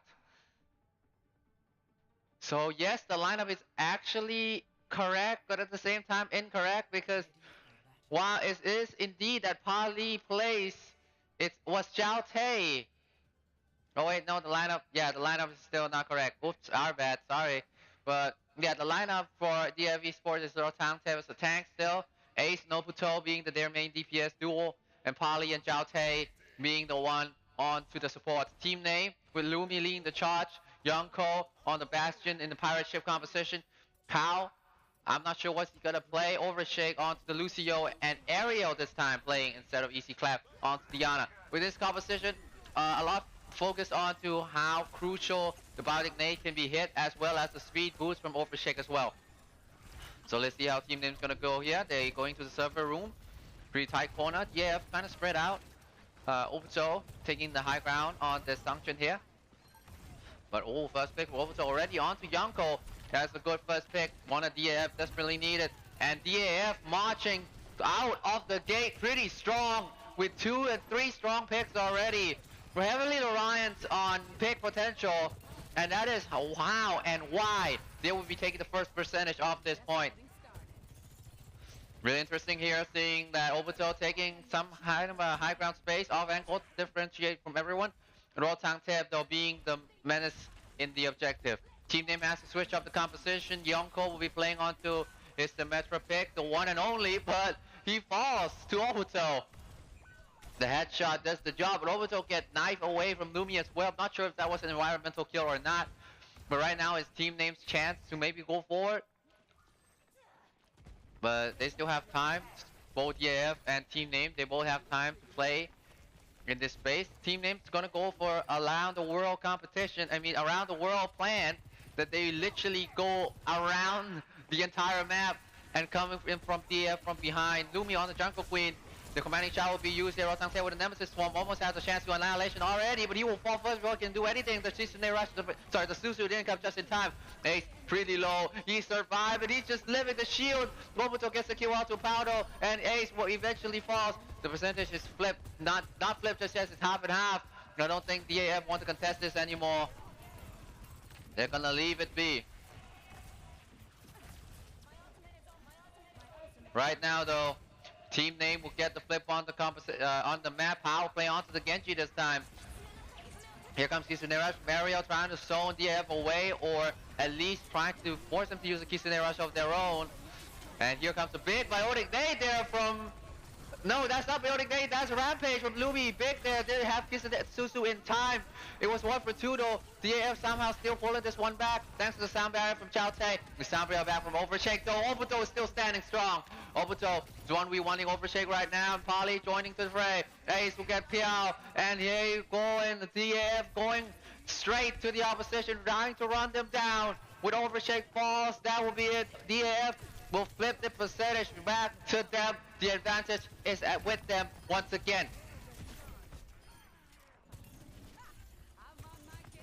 And despite initial early good picks from team name, DAF fought right back. But thanks to Obito as well, come up clutch with the team need the most. Now it's 67%. Team names are not in good position. Obito, he's popping off of this map. That's a nice pick onto Ariel. And that's not optimal for team name to go. Pao has a Dragon Blade. The blade of the dragon will be ready to be unleashed today. Team name have to go forward now. Here comes the Dragon Blade, but oh, the disruptor shot and a lot of damage from the sentry will deny that. The point flipped though, however, DAF has to be the one to rush back. It's a day rush already used by Polly, and now it's time for Rotang Tape to go with the Rotang Tape Express. Still going strong, the Lumi's falls, and Obito with the overclock. That will throw away a lot of team names. Remember, Obito fails to connect on the shot. He needs to connect on the Yako, who live by the slide base of HP. But yeah, Esports need to flip this one back. Someone is still contesting on the point. No more. DAF 10% from taking the first portion of the map. The force barrier from Ace will be raised as he falls though. But Yonko raised one right back. I give you straight flush. Here we go. But team name cannot run back to the point in time. So they will fall.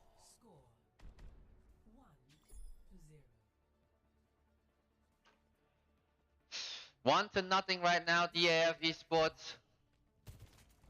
They are still going high. Is this one a scrap or a heist? I wasn't listening. Still going strong here, DAF Esports, and now they are the one who seems to have a lot of advantage here.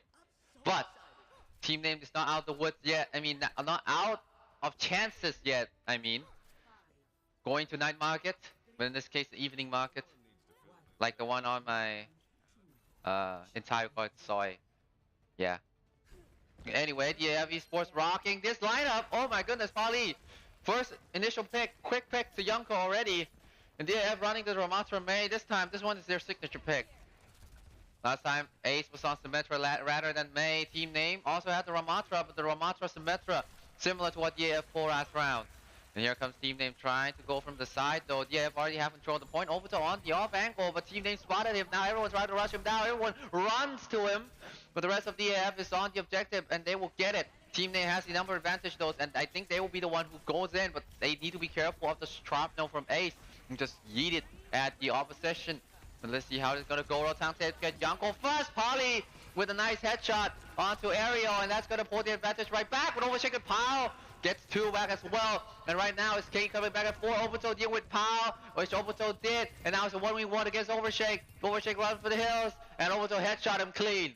DAF would still have control of this map. Right now, cruising to 26%. No one is close to the ultimate yet. Maybe the closest is Pao to the Deadeye. But not sure how it's gonna go. Oh, there's Symmetra TP straight to the objective. That caught the AF off guard. Now Rotatip's gonna go to the Nemesis form really quickly and try to fight Luby with a brotherly brawl. But not yet anyone. No one falls. Well, Rotatip did because of the Susu denies the kill. Ariel falls though by Obito. And I think Blizzard didn't come out just yet though. Here comes the fight, trying to go in, kiss the rush from Polly. But well, Ace just died of the objective. He didn't stay up the objective. The Blizzard was down. Power with a Deadeye. And Polly and Ace get 2.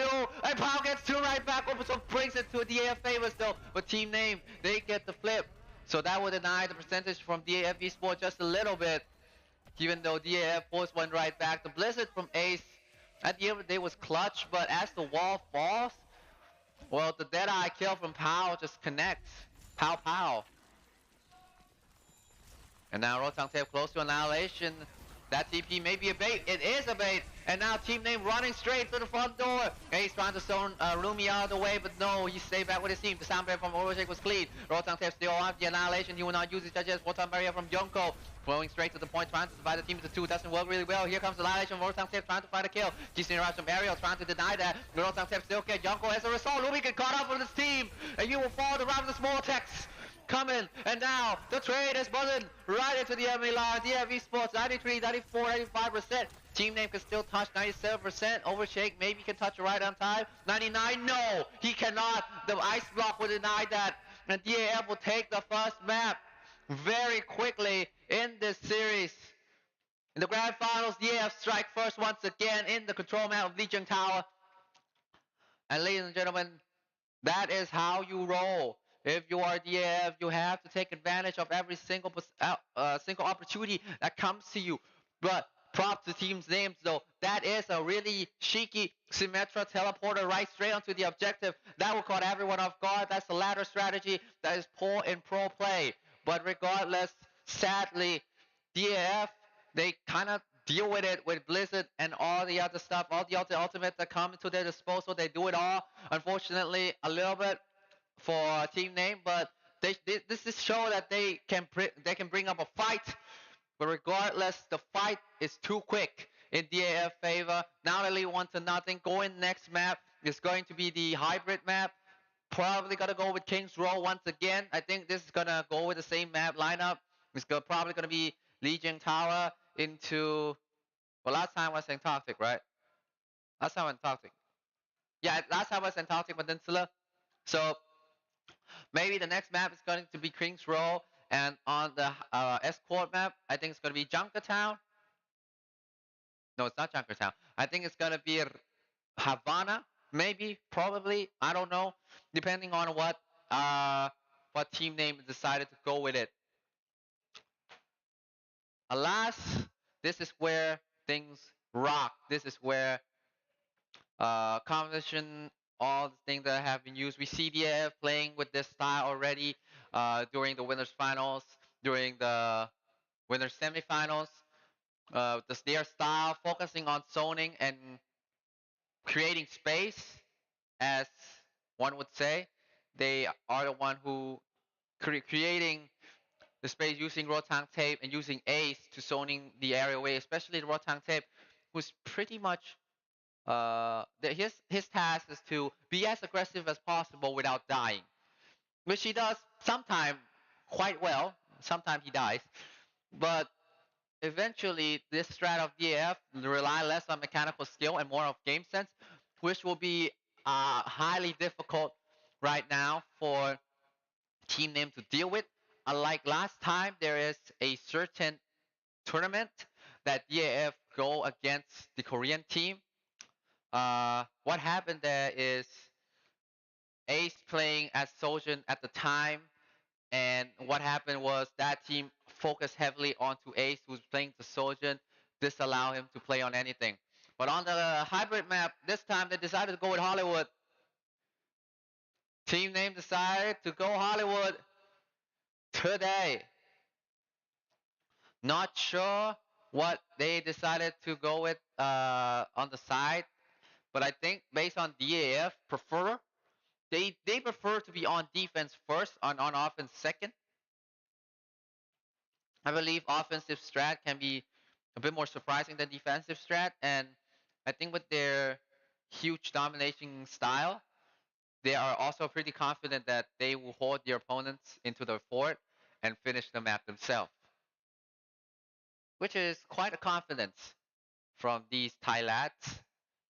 Meanwhile, team name still going strong here.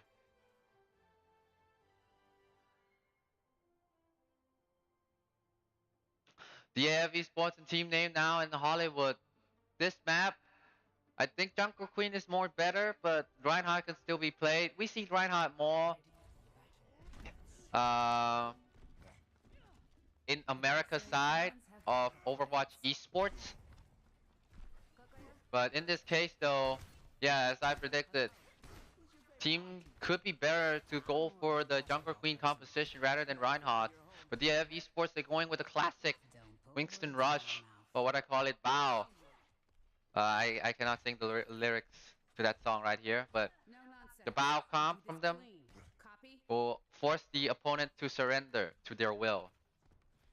Otangtep onto the Winston, Ace onto the Tracer, Obito onto the Sojourn. That composition is effective on the fact that it is quick, it is effective, it's vanilla. It's bread and butter. But now, team name. Oops, sorry about that. Yeah, team name on the one on the offense, trying to go for the teleporter to the point. I think someone was isolated. I think that was Otangtep, and he falls first to Lumi. And now this is the starter team name need after that last game that they kind of get dispatched quite quickly. This is the start that they wanted. And now Lumi going to the other side of the high ground, trying to get Pali. Pali is pretty low. He'll be just step away. Pao trying to dash in the commanding Chow already. Pao will get Chow 10. That should be the control point from team name. If DAF want to rally, I think they can rally one more time. But good start already from team name. Ace trying to get pick off Youngcode. He knows that the Symmetra is a problem, especially with that teleporter. And now DAF trying to jump back right in, which they do. And it will stop team name progress momentarily. But team name already get 2 ticks. Now Ace trying to go straight to the Symmetra. Rotangtep get the pick onto Youngcode. That is huge from DAF. And thinks the paradigm can be shifted here. Obito still shooting from the high ground freely. But Lumi get Pali, the main healer from DAF Esports. And now DAF without heals. This will be a lot of problems towards them. Jaute has to survive, has to stay strong. Ace get aerial, and now it's still anyone gains possible, but it's been thrown. It didn't connect though. And oh, the carnage didn't quite hit. It's time for the rampage. Maybe ready to go. Power decides to swift strike inside. Overshake with the sound barrier. That will create a lot of space for DF Esports. Ace died before Rotangtep even comes to break the save. Will Pali commit on the kiss to their rush? Not sure. Swift step comes in, goes to Obito, and they retreat. Don't want to fight here, DAF. It seems like they don't want to throw away their ultimate, so they decided it's better to retreat than to force a fight that they cannot win. Team name, 4 minutes 39 seconds in the clock. With 3 ultimates. Still have a lot of things at their disposal. Lumi also used Rampage last round, and here comes Kisuna from Pali, rushing in quickly. Now Rotangtep trying to launch into the back line. Pali will get the first pick onto Ariel, who cannot unleash the Kisune rush as a counter. But Obito, a little bit too aggressive right there. He will fall to Yako, and that force of barrier proved to be costly. as that denial overthrow of the shot. It's a 1-for-1, and Pao has the Dragon Blade available here. Baby, go for it. Not sure if he's gonna wait for the Suzu. Here comes Pali, the swift step already away on the first step. Trying to hero tank tape from afar. Area have kissing their rush. I think they will wait for the opportunity for Pao to jump in before using it. Lumi going pretty low. Overclock from Obito. Trying to niche it out. Disrupt the shot. Trying to zone away the space as well. 100% charge. Going for the pick, maybe. Pao with the Dragon Blade. The Ryuji okay, Okure. Trying to go for the back line. Cannot get it. He gets the monkey. He gets raw tank tap. That's the first pick. That's crucial. And the Kisude rush as well. Pao dance with the blade. Gets 2. And now with everyone just running aggressive at the AF position, they know how to deal with the AF. They need to be one up, more aggressive than them. Probably get aerial though, maybe a consolation prize. I believe he could swift step back to safety. The same cannot be said from Jiao Tae. Polly will not survive as well at the end of the day. But now let's see how the rest is gonna go. Rotang Tae switched to play the Ramatra, and Ace now decided to go play on to the Symmetra. Ace trying to gain access to the high ground with that TP. Lumi has the Rampage again. Kiriko has to be watch out. He has to watch for that. And here comes Ace with the photon barrier trying to go in. Ramatra, Rotang Tae trying to punch his way through. And now Team Name will retreat it momentarily. And here comes the, oh my goodness, here comes the Rampage. Ace caught out. The Suzu didn't reach him in time. That's a good first pick. Yanko with a photon barrier of his own. And now Yanko trying to use a TP, the sentry away. And now Kisude rush. And the sound barrier for both sides has been used. Ariel still not having Kisude rush ready. Rotang Tae trying to go. Nemesis wants to do something. Obito got pressure on by Pao. But Obito with a nice clean hit on Pao. Rotang Tae falls though. The man on the point has fallen. But the rest trying to collapse on him. Ace switched to play May this time. Trying to use his prowess onto this scientist. Can he do more? Here comes the name trying to play for the hills. Jiao Tae. Seals also need to survive, also need to stand with the speed boost as well. Polly swift steps away to Obito. Now Rotang Tae is back. Obito with the overclock. And here comes Kisude rush from Ariel, but no effect. Obito gets 2. He gets 2. Louis shuts him down, but I think it's a little bit too late. Wait a second before I may say a bit too soon. Pao gets a pick also to Ace. And now Rotang Tae has annihilation. Top off to the Nemesis ball. That's how you play Ramatra. One after another. Patience. And key victory. Rotang Tae with the 3 kills on that annihilation will buy a time and whole team name to that point for now. 1 minute 30 seconds left. Pao has the Dragon Blade. Lumi has the Rampage. DAF has nothing. Absolutely nothing. They have to farm up the Kisude rush as fast as possible. The nerve will make it difficult to do that. Pao has the blade trying to wait for the Suzu. Suzu has been used perhaps, but Pao falls. Oh no, that's not good. Team Dave will try to go for the letter numbers play, but DAF come back to defend just in time. Ace almost got caught out here, but he has a blizzard. The Dongchu Buchu Joe and Jace get caught out first. Rotang Tae with everyone. Use that effective of the blizzard, and everyone falls from Team Name. Hold it back, 50 seconds now. DAF baited Team Name to fight into that small hotel set. That's not a hotel, that's a movie set though. At the bar, yeah, it's a saloon, fight in a saloon. And use that blizzard to full effectiveness. Junko now switched to play on the top. Pao still have that Dragon Blade. Luby already used his Rampage.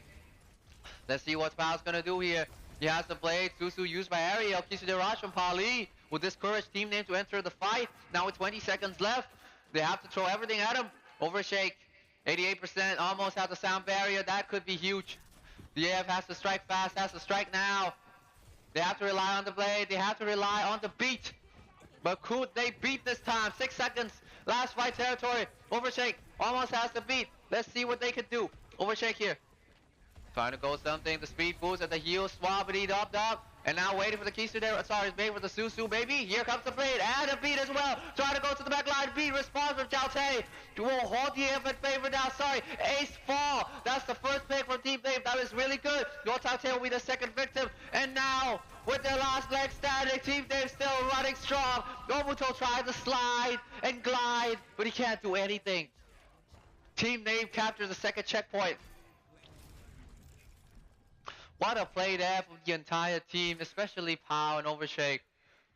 Squeeze that match value, try to negate the use of the beat by forcing out the beat, and then use the blade effectively and run over your opponents like that.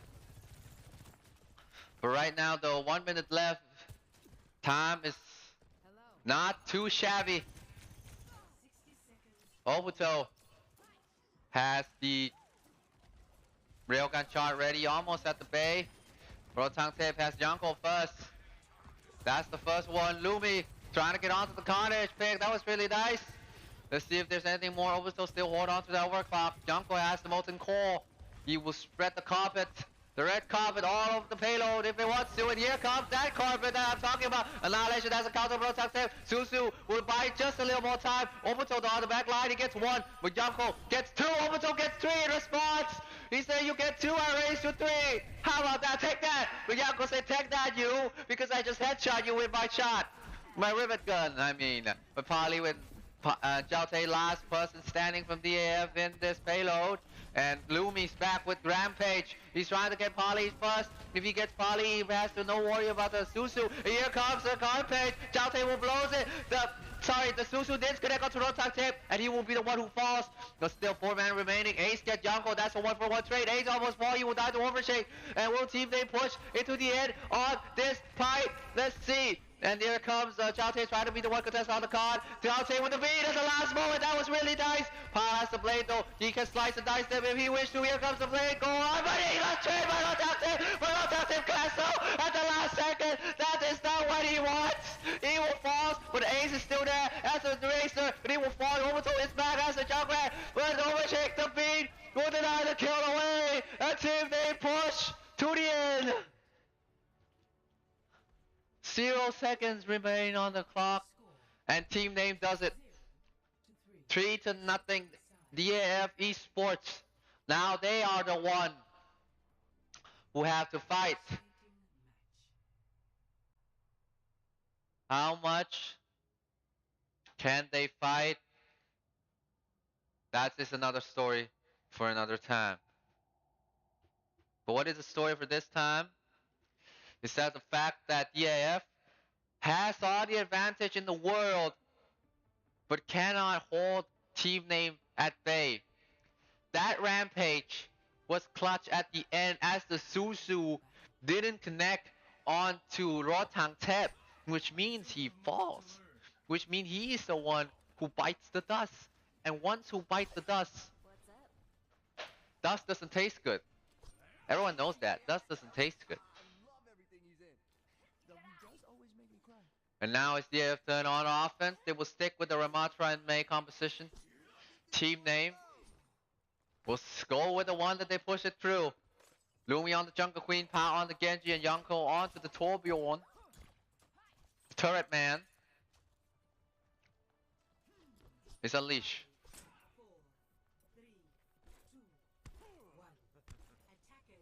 And now they will be going to objective A. DAF. It's their turn to shine. Let's see what DAF has in store. The Obito, this time he'll be playing onto the Crow Cassidy. How will team name respond to this? Will this prove truthful in the end? Team name, they will hide to that high ground. They do that small penthouse over there. But team name now, they will re-engage with the commanding shot. Obito will be the one that was rushed down. And that was the first pick from team name, but DAF Esports took control of this point, took control of the space. They will not get the tick yet though. Lumi jumped back just in time. They will get the tick now. And here comes the Ravenous Vortex trying to zone out Lumi. Yonko gets the pick onto Ace though, and that is not good. Rotangtape comes in, now with the Nemesis form, trying to fight out off Lumi, trying to fight him back, but a lot of damage towards Rotangtape. He will fall. Obito gets 2 though. Maybe it's a chance DAF to come back. Let's see, let's have to wait. Turret has been shut down. You know, Genji was on the off angle. Obito has to connect onto the shot. He cannot connect onto any shots right now. Lumi trying to get onto Pali and Zhao Te instead. He knows the support is crucial. This support backline is crucial to DAF Esports. DAF trying to force his way through. And now Ace is the one playing Torbjorn. Zhao Te fall. Ace has to get the trade. He will. And they get one more as well. And right now DAF are running high, running straight to the objective. The Kitsune rush.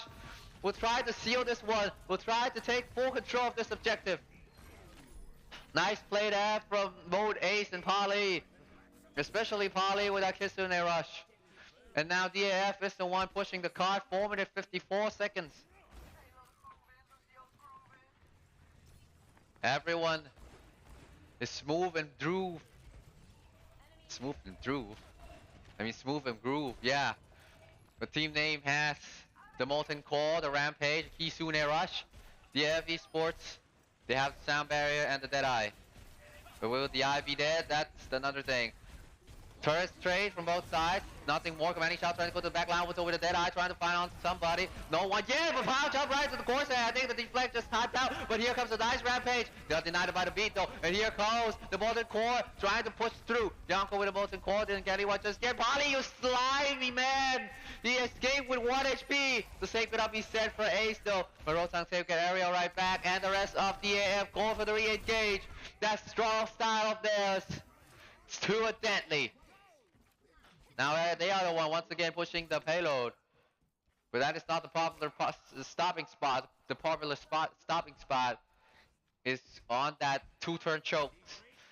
Because the offending team has a lot of advantage onto the high ground. Multiple high ground to their axis. And also the narrow way. Power almost has the blade. Trying to caught out Pali here. Ace now, the one with Molten Core. Rotang saves the one with Annihilation. Polly gets Yonko as the first pick. Gloomy has to use the commanding shout, and here comes the Molten Core from Ace. Find another rush from Team Name. Blaze still trying to rush to anyway. Power, here comes the Blade, trying to go to Polly. He will slice Polly first. He's trying to find the second victim. The Annihilation though will deny that area away. Power gets 2 with open toe, but the rest of the AF runs straight at him. What a play from the AF Esports. And now, and also with Jiao Tae on the point with Polly on the point the whole time.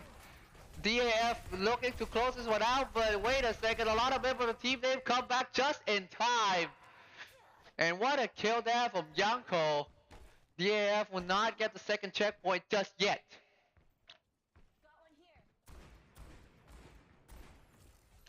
DAF. They still have a lot of resources. Deadeye and the Kisu. They rush Polly again. First pick onto Pao. That aggressive style of Polly once again. Be fruitful to the very end. I did say this team doesn't really rely on their mechanical skill, but they have that alright. Here comes Polly. Oh, the switcheroo! They try to go! That was a Charlie! The letter numbers play from the AF Esports! The letter number! What? King Charles! The 8 has fallen. It's Charles the 9th! Oh my word! And here comes the Kisude Rush and the Molten Core trying to spend as a counter here. For Rotaktev, he gets 2 as his nemesis Aura punches. Like that anime about physical ghost punching boy. And now it's DAF turn to go forward. That switcheroo play was top tier. Bait out the letter numbers, the Charlie Niners. The objective not look at. Spam in the chat, ladies and gentlemen. The letters and numbers are there, but they almost have another Molten Core. Jiao Tae has the beat as well. He's trying to go for the off ankle first. Rotang needs to farm up that Annihilation as fast as possible. The shield's gonna come in. Nemesis Swarm tries to punch to the back line. Obito fall first. A lot of nice target from Team Name. Here comes the Molten Core straight onto the card. This is a red carpet. This is about a scene. NBA Esports run it high and dry with 2 Sonic Ultimates. With 2 minutes and 29 seconds on their clock. They just need 33.31% to win this map and take a 2-0 lead.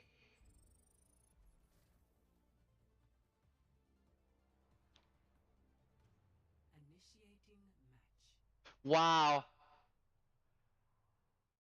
Of all the ways that DAF wins, that is how they're gonna win it, ladies and gentlemen. That is how they're gonna win it. And now we're cut back into the game one more time.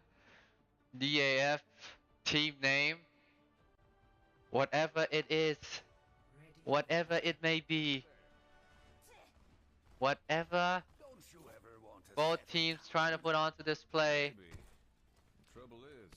it is not enough just yet for team name, but they still have hope. They just have to hold DF to this. They just need to have DF not committing onto the objective, and that will be good. But DAF, they're stuck in with their guns. Torbjorn, Cassidy, Ramatra, team name, those Lumi switch it up. he plays the Doomfist. He played the Doom Boy, the punching back boy. Yanko on to the 12-year-old mirror. We have seen it all in this tournament. We have seen 12-year-old mirror. We have seen Symmetra mirror. We have seen every man mirror for ourselves. But now is the time that DAF has to go on. The turret falls first from Yonko. They spotted Lumi, who has to disengage back into his team. And now, DAF maybe looking the first step into the objective perhaps. Apao getting the first onto Ace. Jaute not onto Ace, on the turrets. The only turret's the one that fall right now, not anyone else. Just Rotang Tip's going pretty low, he'll fall first. But Jaute can power right back, it's a 1-for-1. Lumi tries to punch, what a beautiful punch from Lumi. He will get Jaute, he will get Obito. Nice one from Team Name. They will stall for now. The hammer time! The hammer boy. Yeah. Team Name still holding strong, holding this fort tight. Being the one that's still standing after all this time. The ultimate charge, this time still no one gets it. Lumi trying to go to the high ground, maybe trying to punch someone off, disrupt their place. DAF, I think they're trying to go all the way around the world. Yeah, the around the world strat. Ramos are coming from behind. Only turrets are the ones that fall right now. Both face still not favorable for any team just yet. What a punch from Lumi though. Not gonna get anyone. He has the Meteor Strike if you want to use it. 60 seconds remaining. DAF has one on the push. Pali going pretty low. He has KC the rush. He has one step into the swift step. He will do so. They go the Meteor Strike. Will focus on to Ace. But a lot of members on the objective. Roll-out tip. Against the first pick. KC the rush. On to the point. On the objective. Louis trying to punch. He punched two away. Obito needs to connect on the shot. He didn't connect on to any shots. Actually, he connects two, but didn't go for the kill. Yonko still standing strong. Here comes the beat from Rolte. They need to win this. They need to win this now. Lumi is on the tail. Obito is going pretty low. The magnetic grenade stick on him. Pali getting stuck. Here comes the carpet. The molten core from Yonko. This courage. A lot of members of the Esports. Ace play. Soldier 76. Rotan 10. 95%. He cannot fall. He will fall though. That is not good. Will we see a tie? Will we see a TIE? Yonko gets another pick. 19 seconds left. 19 seconds. The team name still standing strong. 13 seconds left. 10 seconds left. I don't know if anyone can touch. If anyone, it has to be Jaute. Jaute needs to be the first one to touch. 6 seconds. That's not enough to trigger overtime. 3 seconds. 2 seconds. Can they touch? Can they touch? They cannot. This game is tied.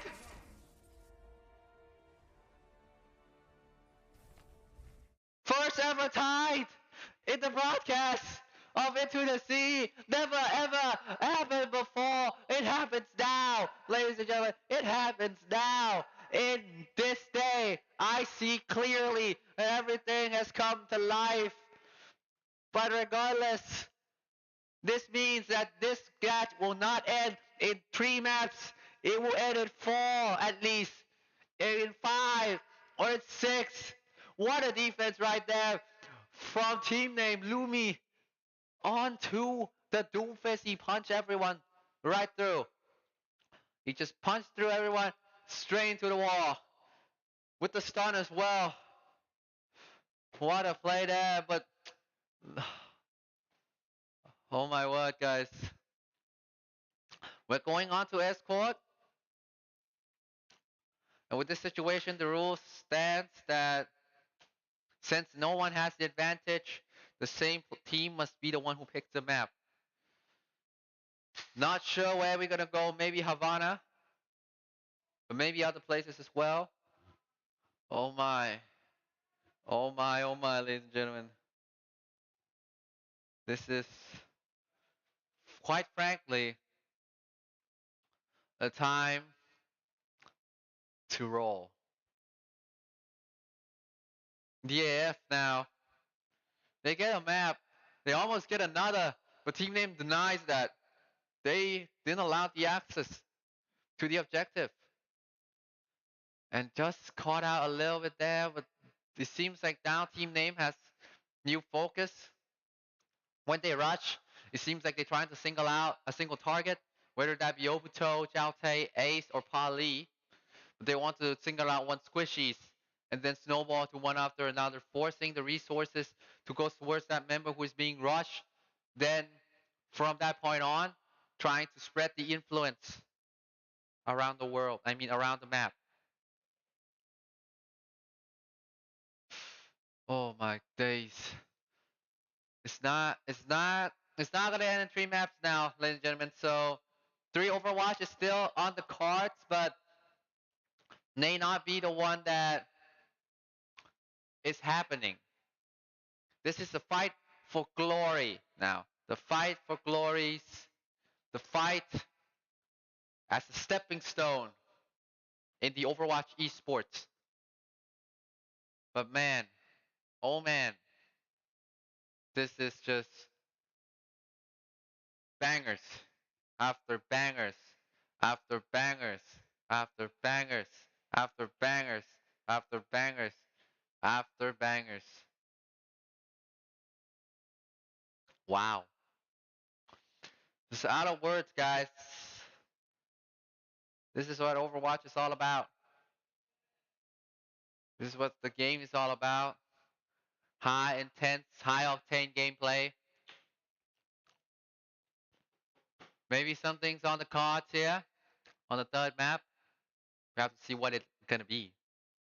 Not sure what it's gonna be either.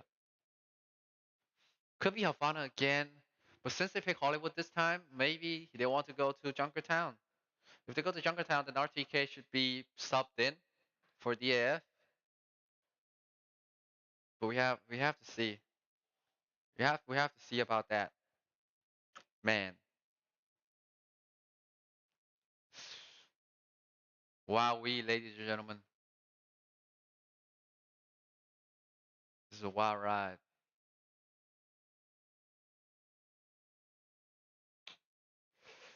We're going to the Escort map next, and the map pool, like I said, Junkertown could be one on the cards. But if they want to go this last time they face off each other, it's Havana. Havana will favor a lot of rush composition. So I think that is more on of the place that they will end up in rather than Junkertown, because that's what team names are comfortable with. That was the one that they are. It's their comfort pick, let's say. It's the one that they have a lot of things going on. A lot of their strats, the quick pass, tempo, gameplay. And that's kind of the reason why they pick on the Jungle Queen. Because of the commanding shout, increase the speed as well, the movement speed. So what happened in this case is you shout, you rush, you goes in, and then you wreck everyone.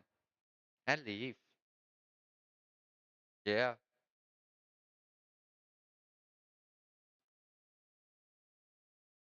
From here on out though, it's anyone's game. It's 1-0. And after the map number 3, it'll be the first time in the broadcast that we see push. Push. Push. Just push back and forward and back and forth and back and forth and back and forth with each other. Wow. I think push will also favor team name because of their rush composition. We have to see. I think the team has selected the maps already. Let's see what it is going to be.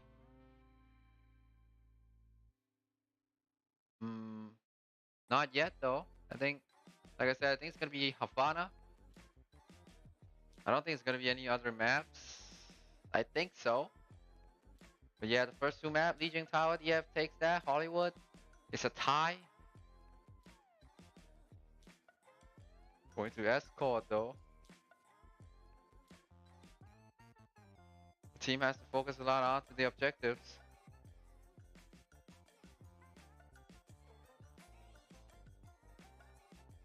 My word, what a series. We've seen it all though. We've seen the brawl, we've seen the fall, we see huge play, we've seen the Charlie Niners, the K9. What else? What else that rhymes with Charlie Niner? Not sure.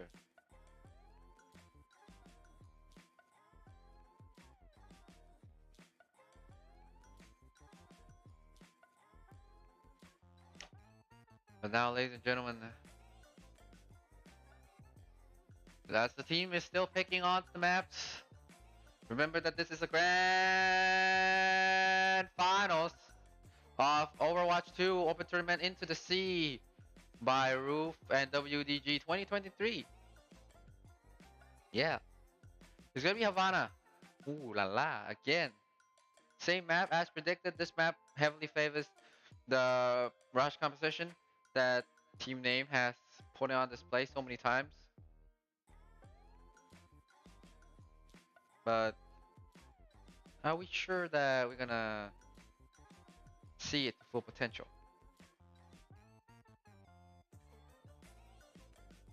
Because DF also play team name in this map, and team name does use the rush composition that they are so synonymous with.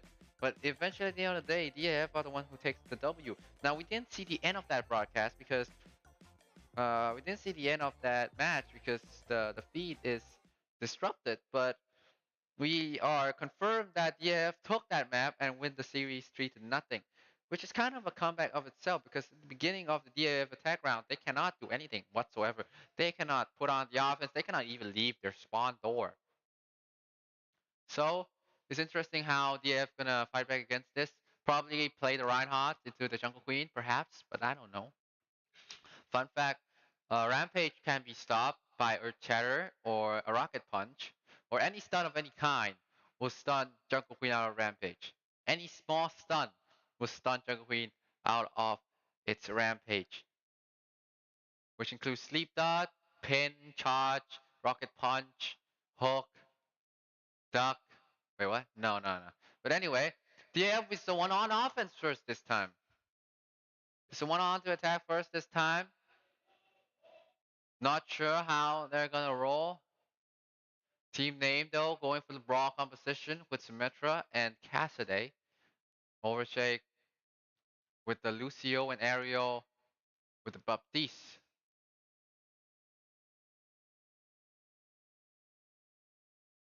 Now DAF. Let's see what they're gonna do here. Oh, Ace! Pick onto the Hanzo, but the rest just waited for him there. So he will be the first blood against the spawn count composition. Mobuto playing the Torbjorn, trying to brute force their way out.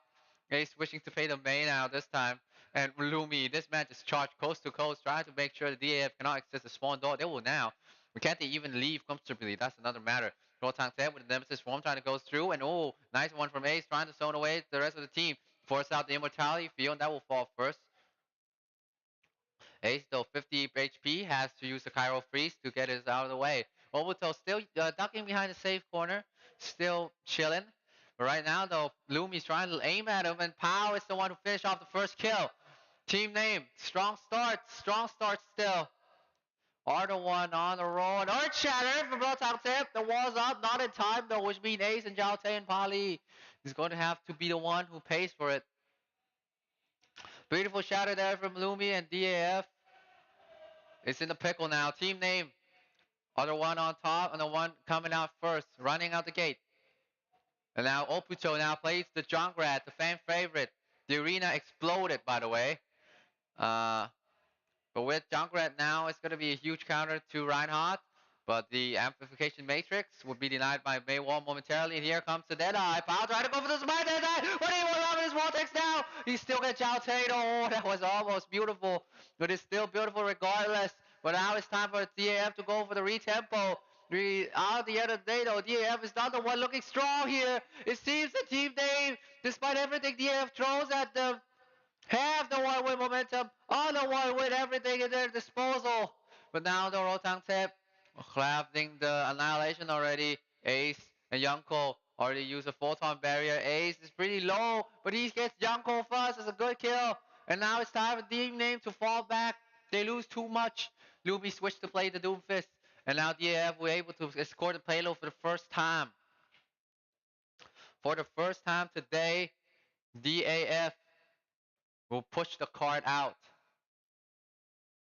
Rotang Tip is the one on the roll, but oh, he got punched and denied by Lumi.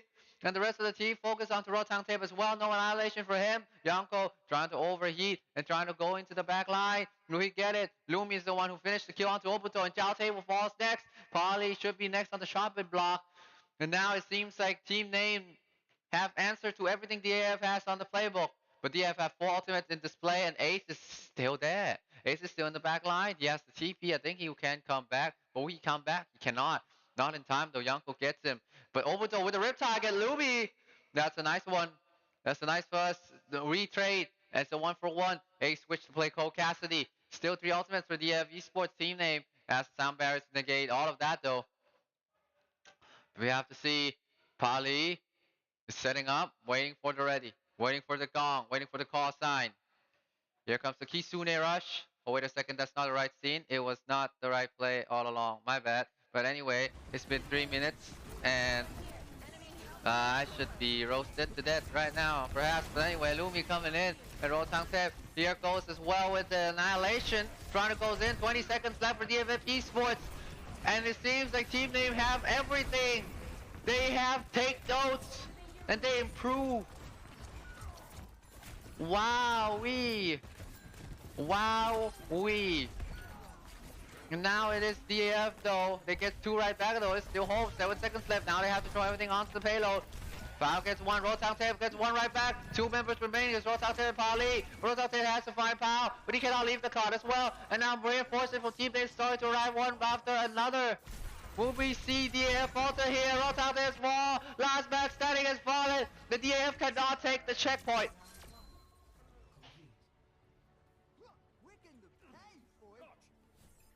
Score 0-0. Switching sides. It's time to switch sides.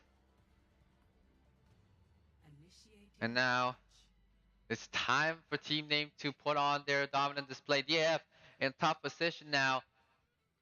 Their payload is over there.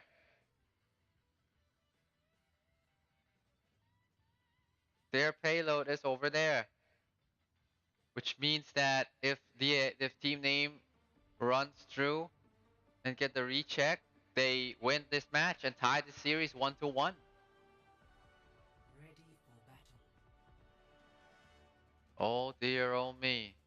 Will DF? This is the first time we see DF struggle this much. First time ever. Never seen before. Never seen DF in the back foot this much. It seems that they cannot answer whatever Team Name has on the card. Scanning. Yes, this is a place. And wow. Man, ladies and gentlemen, 9 seconds left. DF May looking for this aggressive possession. 5, 4, And Team Name, 2, the one on the side, they're going to exit and trying to escort the payload. And now DAF trying to go for the spawn camp as well, but I think close range. DAF is not going to be the one with advantage, and that is true. See power, you get Jaute. That's the first pick for them. But it seems like DAF do a lot of damage regardless. A lot of effort up to Team Name was pretty low. Pali dies towards the Yumi, but Pal gets ace right back. Obito brings the trade back into DAF favors. But they're the ones spawn camp, they're the one who cannot die. So momentarily DAF will fall back just a bit, but primarily wise, they still have control of the objective. They still deny Team Name the push! Mobuto, nice kill onto Aerial right there. Now Rotangtep going to be the one trying to go for the tank. Yonko almost falls to that. And let's see what else on display here. Rotangtep going down to half HP. Yeah, DAF needs to be aggressive like this. They need to be the one who bring to the front door. Lumi, all around this vortex, you will have tough time difficulty to escape. Kisune rush is straight from Pali, not going to be used just yet. Here goes used now. Kisune rush from Pali, Obito almost has the overclock. May trying to get that value out. Team Name is not close to any ultimate whatsoever, and Obito gets the kill onto Lumi. That will force time back once again. 2 minutes, 32 seconds. DAF is the one in control. Obito has that overclock. Ace has the blizzard. Ace is on the ready, waiting for the time. Raptor's vortex was there. Try to bait out the ability, the mobility ability perhaps. Ace pretty low though. On the off angle, and Pal gets him. Pal gets Ace. He holds a blizzard. Obito forced to use the overclock. Trying to find anyone. Trying to find victim. Or maybe just to sold him away. Luby's trying to get him though. But Obito punish, and there's one more. 1 and 2. From Obito, will deny team name of space. Deadeye from Pao, trying to reciprocate, trying to deny that. North down tape, right on out of block. Watch out, they spawn and overtake Elko get one each as well. And now it's time for team name to rock on. Oh my word, 1 minute 44 seconds left. DAF cannot lose anymore. Team name has at least 3 fights. At least 2, I mean. 2 fights on their disposal. DAF has none. DAF cannot lose no more. If they lose, they are out. They are done. Straight out of here. Here comes Buchicho from Ace trying to set into the back line perhaps. That was zone team name away for now. Chaute with the sound barrier, force overtake to do one. Ariel going in for the kiss with their rush as well. Annihilation for Rotang Tape trying to find a lot of members. Ariel looking towards the get Ace, not done just yet. Rotang Tape going down pretty low. Not there just yet, but pretty low. A lot of members team name is just this not in the line of sight. Rotang Tape has to hold on the block. He's in the rush on Palito. That's gonna change the tide of war somewhat. And now Rotang Tape trying to rush through the 2 DPS. The back nature connects, but he doesn't fall. Suzu comes in just in time. Rotang Tape cannot find a kill. Where is this Cole Cassidy? Power has 4 HP once again. Rotang Tape trying to find a kill, but Ace 1-for-1 trade for both teams. Ace get 2. Ace still standing strong. Ace wise wall himself away to safety. Goes to fall to Power. Rotang Tape is the man standing on the payload. Ace almost have another blizzard. Chaute. And now, Lumi onto the Jungle Queen. Pow, here comes the Deadeye. Rotang Tape has a shield. And Ace is pretty low. Ace will fall. He's the one closer to Blizzard. Are we gonna see map 4 here? Rampage only connect onto Rotang Tape. There is no Suzu. He will fall. Chaute last man standing. 30 seconds left. And Team Dave, they will try to seize 1-2-1.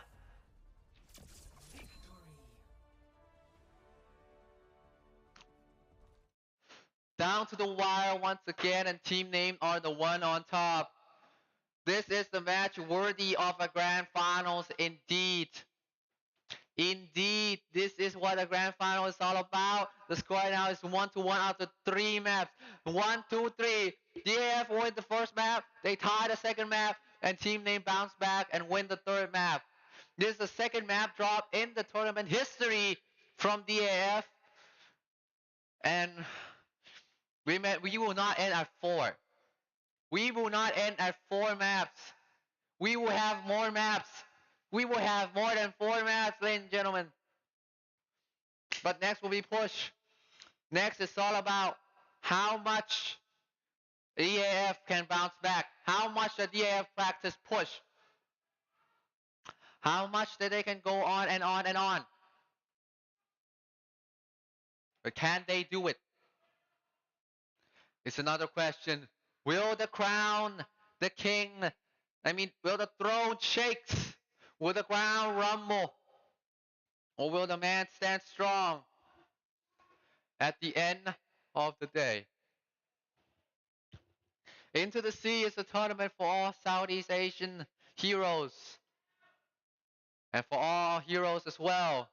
Trying to find place and prove themselves in the grand battles of all gladiators from different nations who come together for a bout of their lifetime. Ladies and gentlemen, we are going on a 5-minute break. We'll be back with map number 4.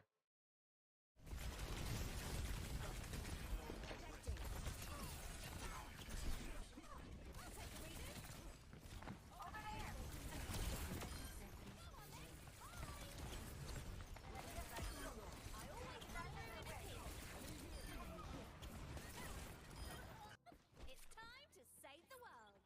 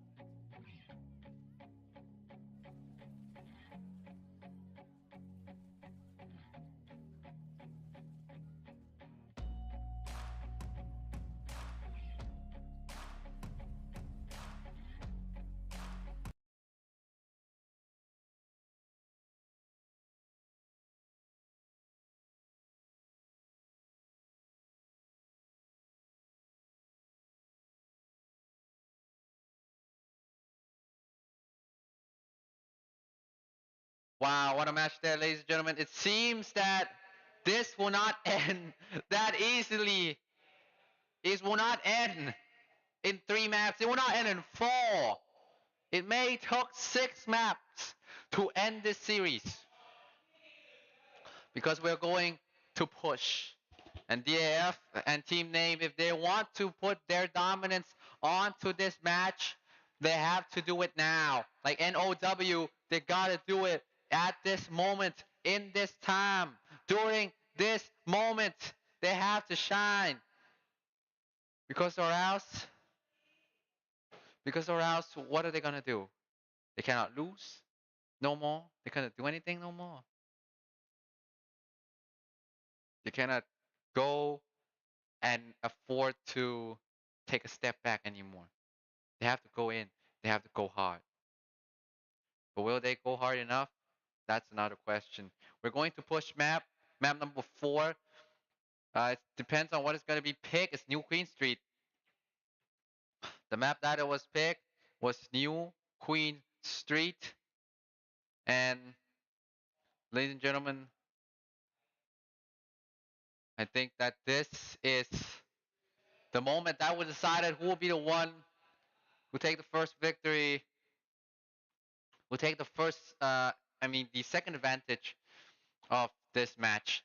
Fun fact, the only time that DAF has lose to other team that is not from South Korea, their deciding match, they lose here. Think about it. Just think about it for 2 seconds. Time's up. You don't have the time to think anymore. Because now it's time for action. Now it's time for both teams to go ham. But can they go ham though?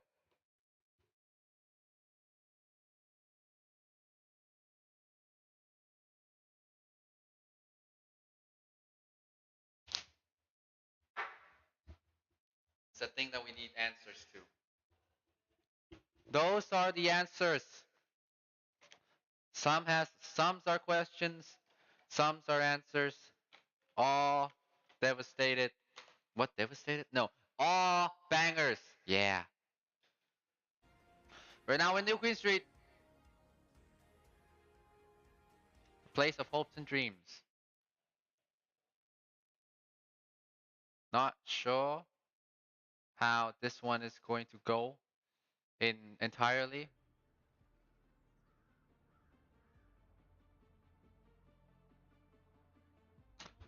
But both sides maybe want to go for the rush for sure, for real. For real.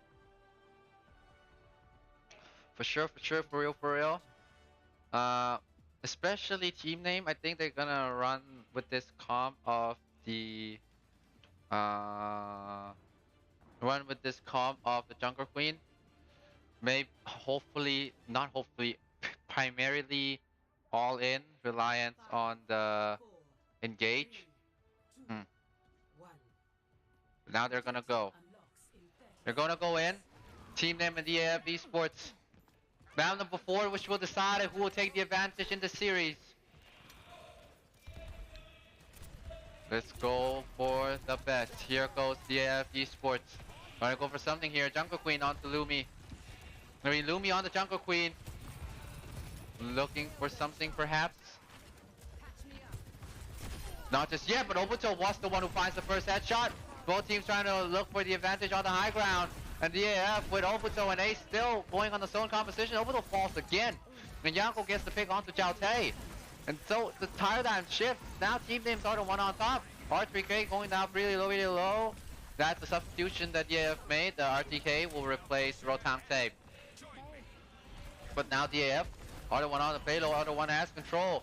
Pali, Ace, and Rotang Tae, and R3K are the one that are remaining. But Ace fall. R3K going pretty low as well. I think he is best to retreat.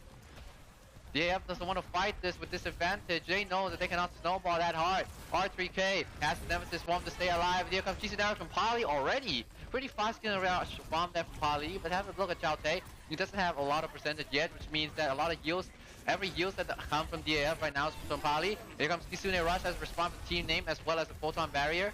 Going straight into the back line. that will discourage DAF to fight in this position. It will fall back. Overthrow connect onto the railgun body shot to Aerial, but it's not resulting in the kill.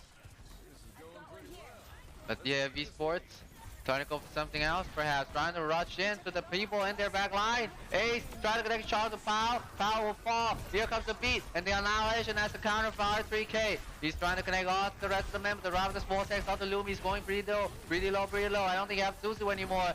And the Blizzard from Ace will make sure that this bot will push towards the AF favor.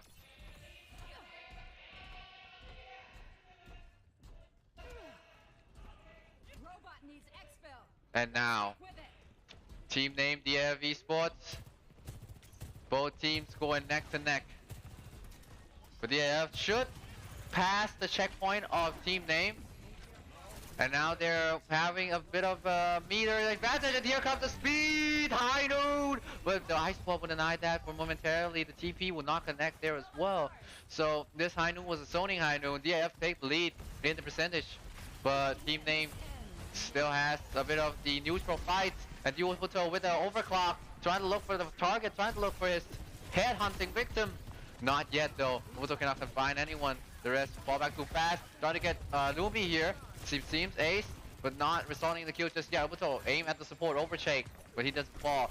But yeah, has Kisune rush. They will use it now. Ariel is not ready for this. Obito get the first pick up to Yako as the rest just march through and annihilate, bulldoze their way over towards team name. And now DAF has the advantage position once again. 6 minutes still on the clock, pretty long time. DAF would love to have the checkpoint here. Team name Ariel will have Kisune Rush and Yonko also with the photon barrier. Chaote, the sound barrier. Fun fact, sound barrier works in the line of sight manner, so if you block it with a shield, you will not get it. And here comes Kisune from Ariel. The rest of DAF just runs away. They don't want to fight this. They want to fight on the tempo that they have advantage in. Obito get knifed by the Gracie, but he still managed to walk away. The ice ball's gonna come up. Yeah, still retreating. They don't want to rush this. They know they're gonna have advantage on this. RTK is the one who only takes the pain of the rampage, and the beat coming in clutch. Nice one. And there was this 4 punching bodies. R3K with 2, Obito with 1 more, and DAF Esports with so much patience. With so much patience, they wait and wait for the right time to strike, and they do so now. But here, DAF Esports, they need to find ways to execute in the fight here. They need to find way for the top of the mountain. R3K, Lumi has coming in forward. Here comes the high. Nobody got frozen by Blizzard. So Pao cannot unleash a shot. Pali headshots him to finish him off. And now DAF still rolling strong despite team day chasing composition. Overcheck here with sound barrier. But the Ace has to White Squad run away, but not run away enough because the rest are running through. The Kisune rush from Pali. Try to re-engage here from DAF Esports. 1 for 1, the tanks fall. And the checkpoint will be reached here from DAF Esports. Now it's time for DAF to strike. R3K Annihilation is ready. Obito has the overclock.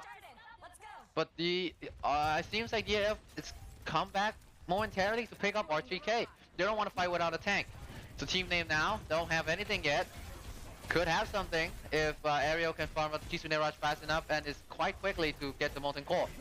With the Yonko spamming playstyle, Obito with the overclock already trying to go in. Annihilation for R3K, trying to stone away the opposition member as well. Lumi has the Annihilation to respond, he doesn't use it yet, he holds on to it. Here comes Kisune Rush as a response from Ariel. Lumi now with the Annihilation. He is the one who says suffer as I have. As Yoko gets the pick onto Ace, and now DAF run for the hills. Team name is not out yet. They still have control of this.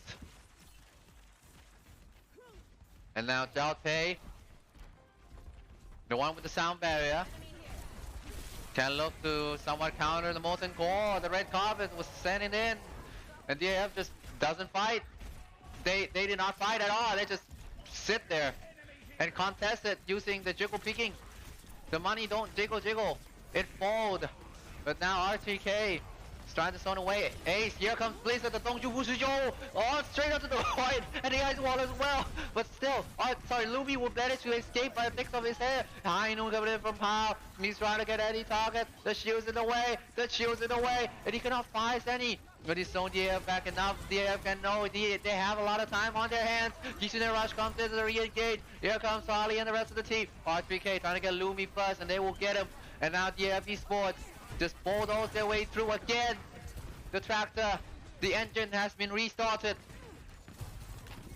And now DAF has all the space, all the time, all the value in the world. They already have the checkpoints, so they don't have to worry about that either. And now, team name. Team name is the one who has to come up. They don't have any ultimates. Also almost have the railgun shot. I mean the overclock already. Ariel may get the Kisune Rush and pop it off here. But they again don't want to fight. They don't want to overstep. They're not looking forward to finish the map. They just want to hold their advantage position and not want to lose it. Mobuto is on the off angle, is on the flank. The sneaky PK, Canadian, on a mission. I need to do the remix of that theme. And here comes Mobuto with the overclock on the back line. Gets fouled as the first one. Not surprised. Trying to take in Yonko as well. But Yonko is just so slippery. He'll fall eventually though. The Luby with the annihilation. Re-engage with overshake. You got 2 trade right back. It's a 2 for 2. And Nemesis formed just to see sure. Lumi shows that he can play Ramatra as well. Team kill from team name. And now they are the one who looking forward to push this spot, push this barricade into their favor. Ace still holding on to this Blizzard. Still can say Dongju Bushujo to team name. But is anything coming out next? R3K has the annihilation. Suzu has been forced already from team name. I think they noticed. R3K is going in. He's waiting. He's suffer as I have. R3K goes in with annihilation. Now this target is Luby. Around the Vortex will slow him down, gets him. That's a 2-pick, but he can fight 2 more here. R3K trying to fight off the Tomio. Yonko will be falling as well. As safe as overshake. Everyone falls. Everyone falls on the ground. And team name have to go back to the drawing board. DAF commits onto the annihilation as well as the Blizzard. So now, Jiaotai, the only one with ultimate, and team name has the Dragon Strike. The Ryuga Waka Teki Wokurao, and here launches Dragon. The Dragon Strike cleaned out to Jiaotai, but he manages to escape with the slim of his hair. Doesn't want to use the sound blade just yet. Storm Arrow trying to poke out. Jiaotai, can he survive this? Can he get away with his life here? Yonko and the rest of the team, no one has ultimate. Jiaotai has it. 30 seconds remaining. Will DAF take their foothold in this match and took the lead 2-1. Still waiting. Ace trying to go. Disregard Luby for the rest of the team. Separated from the rest of his friends. Luby cannot survive with this. And the sound barrier from Jiaotai seals it. 18 seconds remaining. DAF with a nice crucial team victory. But with the bot right there, I think they have one more fight. With the bot being over there, DAF has one more fight left in them. I mean, team name have one more fight left in them unless they cannot touch. DAF try to pressure team name out of the spot, and they would not be able to touch that. They would not be able to touch the bot, which means DAF take the victory and take the lead of the series 2-1. 2-1 is the scoreline right now. DAF, after 4 maps, place their foot in this series. Man. What a way for the series to go. They have showed their masterclass of space control on that map on New Queen Street. You can see so many times here that despite Lumi, Overshake, and the rest of his team trying to find their way through DAF back line, eventually the use of coordination of both Annihilation and Blizzard and Kisune Rush from DAF at the end of the day proved more value. The value town. The mayor has come. The sheriff has arrived. The society is building. But man, how are you gonna go from this? So the last map would be a control map. And from what the looks of it, since it was team name who has the one to pick this map, it's going to be a map in our Antarctic Peninsula. I think that's the map that will be used there, but I'm not entirely sure.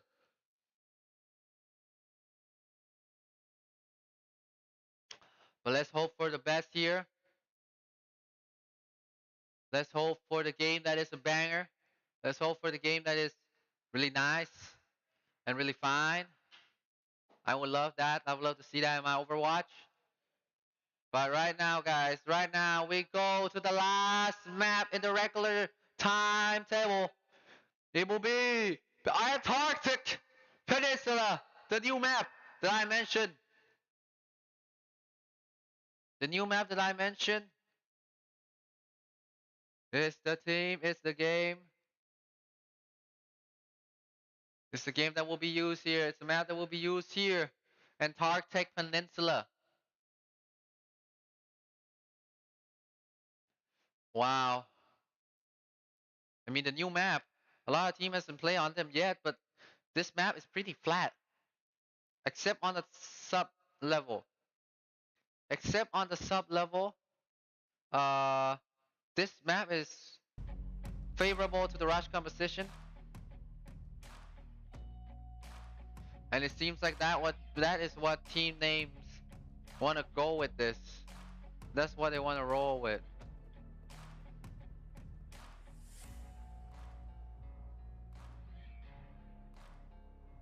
This map has a lot of good things, dude. They have fishing. You can fish in this map, you know? You have fishing. You have... What else? You have fishing. You have fishing. You have penguins. Penglings. For everything, huh?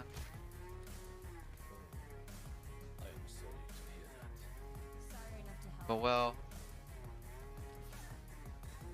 Through all the hardships and through all the fights, we'll be the one who come out on top here.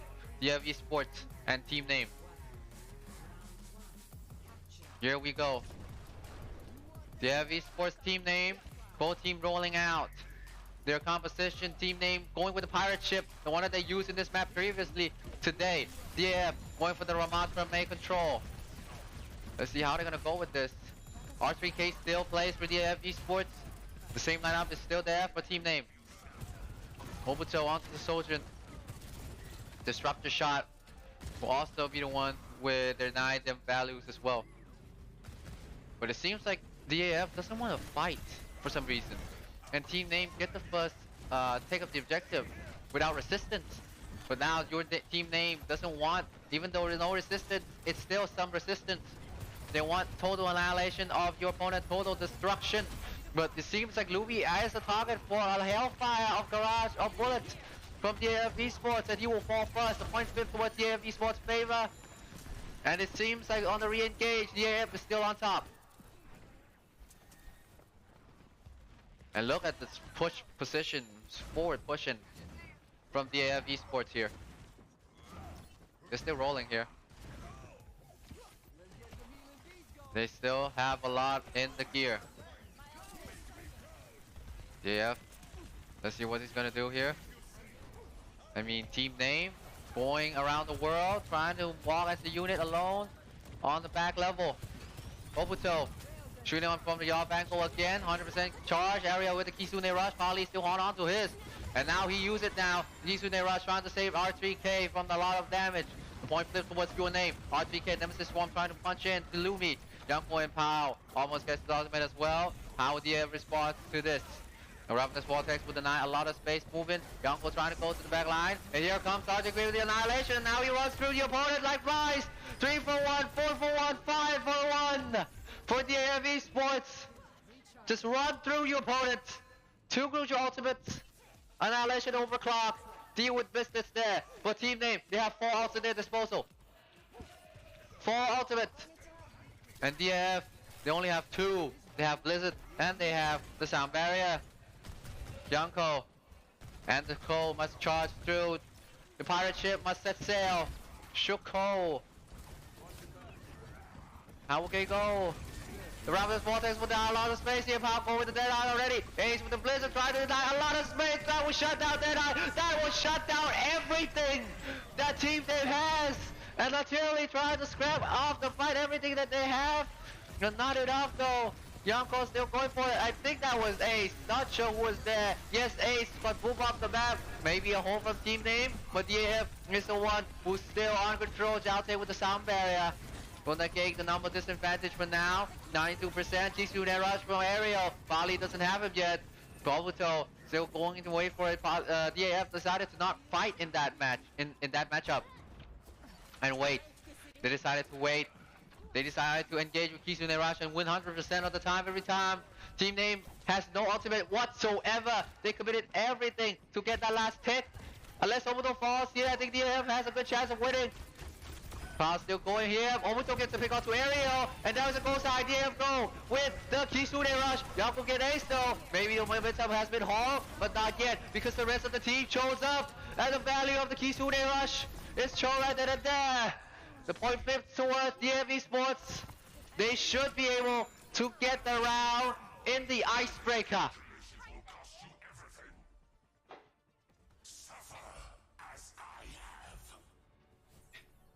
One more map, one more round away for winning the entire tournament. DAF Esports. Team name fought very valiantly with this pirate ship combination that they run through. But DAF, they are the one with the lead. They are the one with the kills. So we have to see if this is gonna lead to some other things. And here goes. You have Esports and your team name.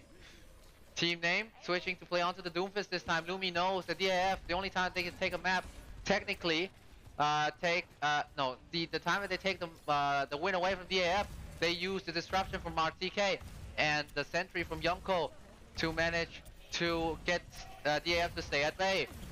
But now take a look at this. DAF Esports now, still rolling the same composition. Team name, Pao is still patient. He's waiting, still waiting.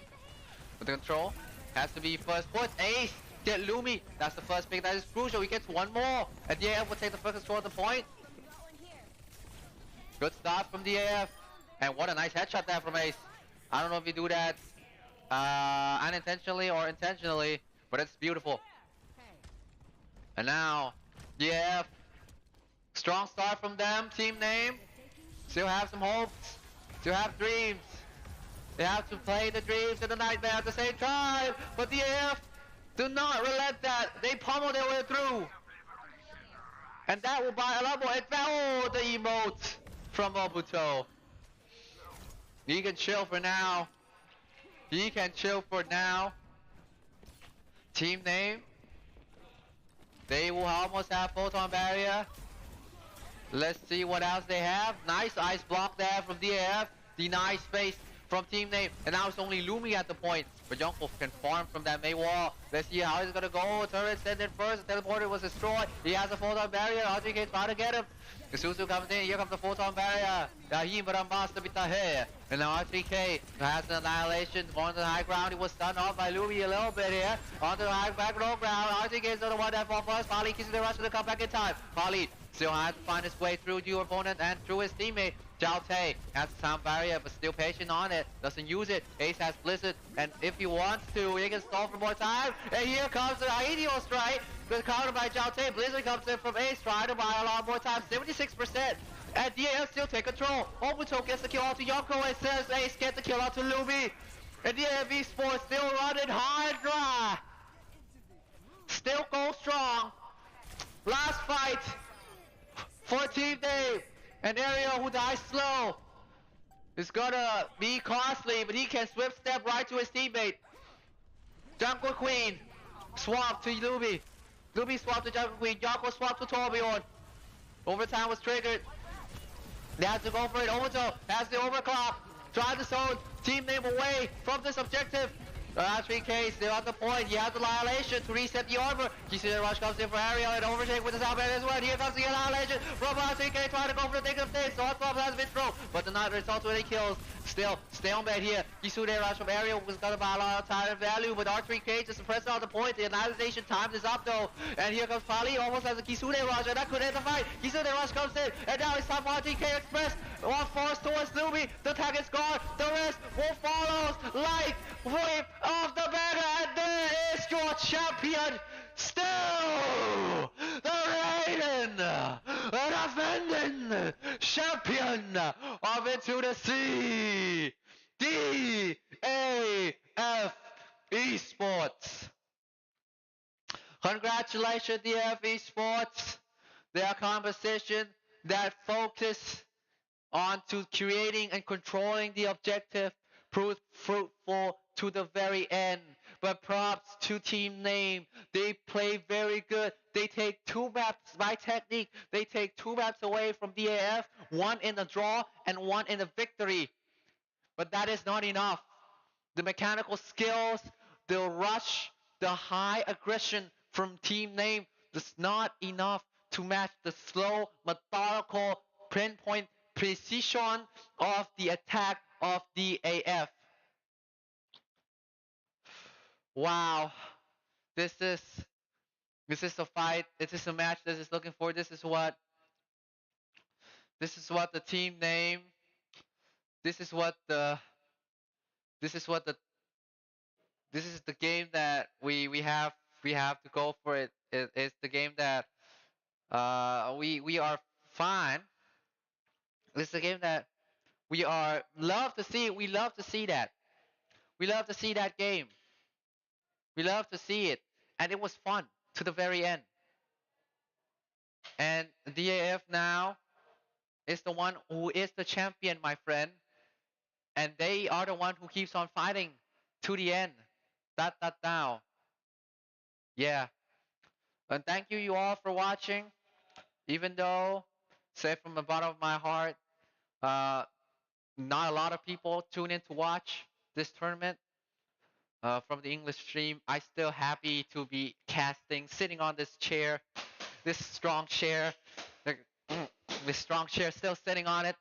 I'm still proud sitting on it. I'm still proud solo casting. If I have to cast with other caster, it's my pleasure to do so. But right now, as of now, I'm casting by myself. I'm willing to go to distance for this tournament, for everything, for the community. I hope that at the end, this can entertain someone. This bit that I've did right now, I hope someone is happy. I hope someone is smiling on the other side of the screen.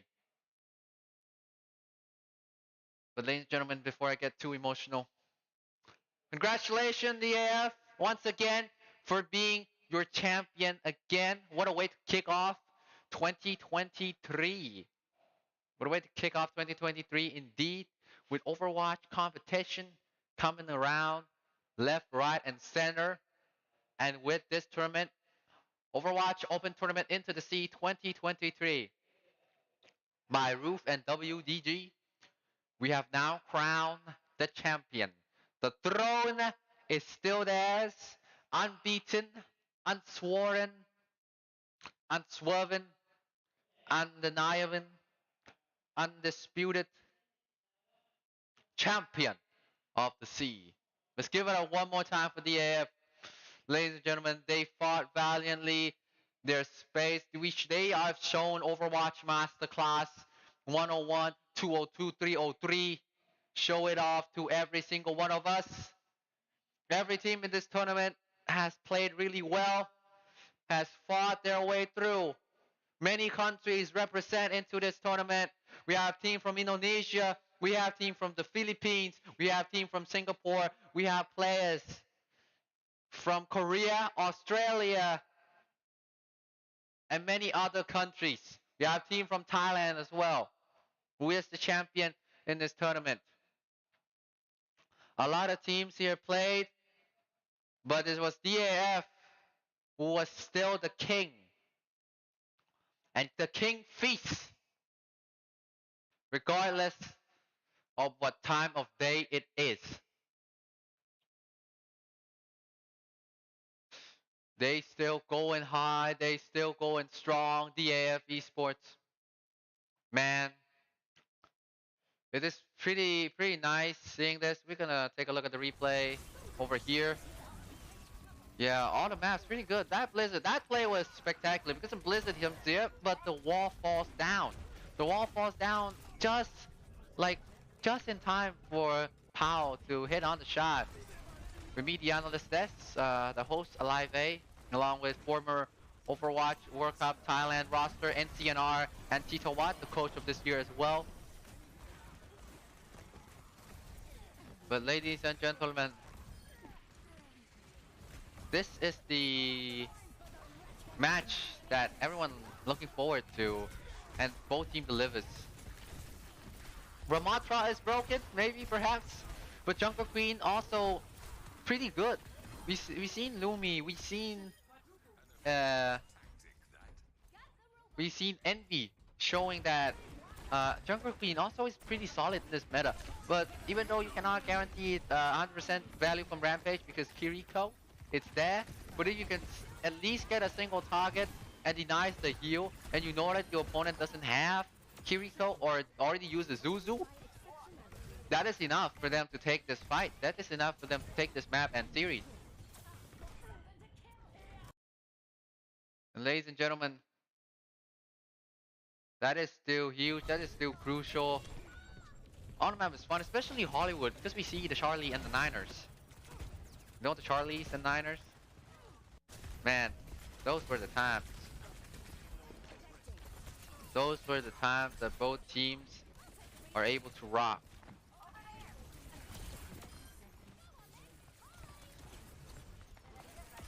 Look at Junkertown. This is from Team Name and Envy, but one map that we have to look upon is Havana, because that map, it was Team Name total domination comparing to DAF Esports. Because Team Name, they just have every answer to what DAF had. DAF trying to go for the Mei, trying to go for the top, but the Team Name just said, "I bet, just gonna go for it." Yeah, look at this over here. Half the map, y'all didn't even see it because I was on my, you see my face, but you can still hear me casting. At least that's something. But look at that, DAF going deep into their hero pool, even bring out the Junkrat, not enough. Team Name is still pretty strong in this map. A cut back to New Queen Street. This is where we see positional play, precision.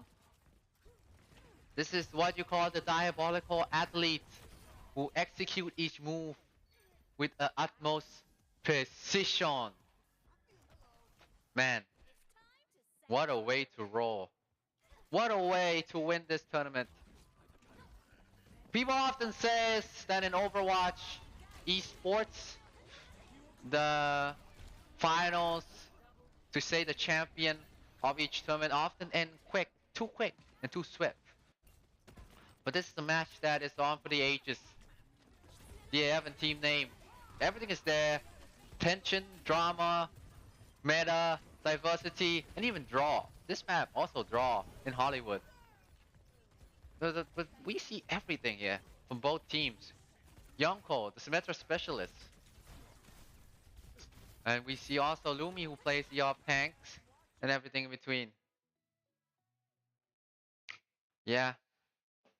What a way for this tournament to officially be over. And congratulations, DAF. Still running strong. Will there be more tournaments in the future? Will there be any teams from Southeast Asia that can tear DAF down? We have to wait and see about it. But for now, ladies and gentlemen, my duty is over.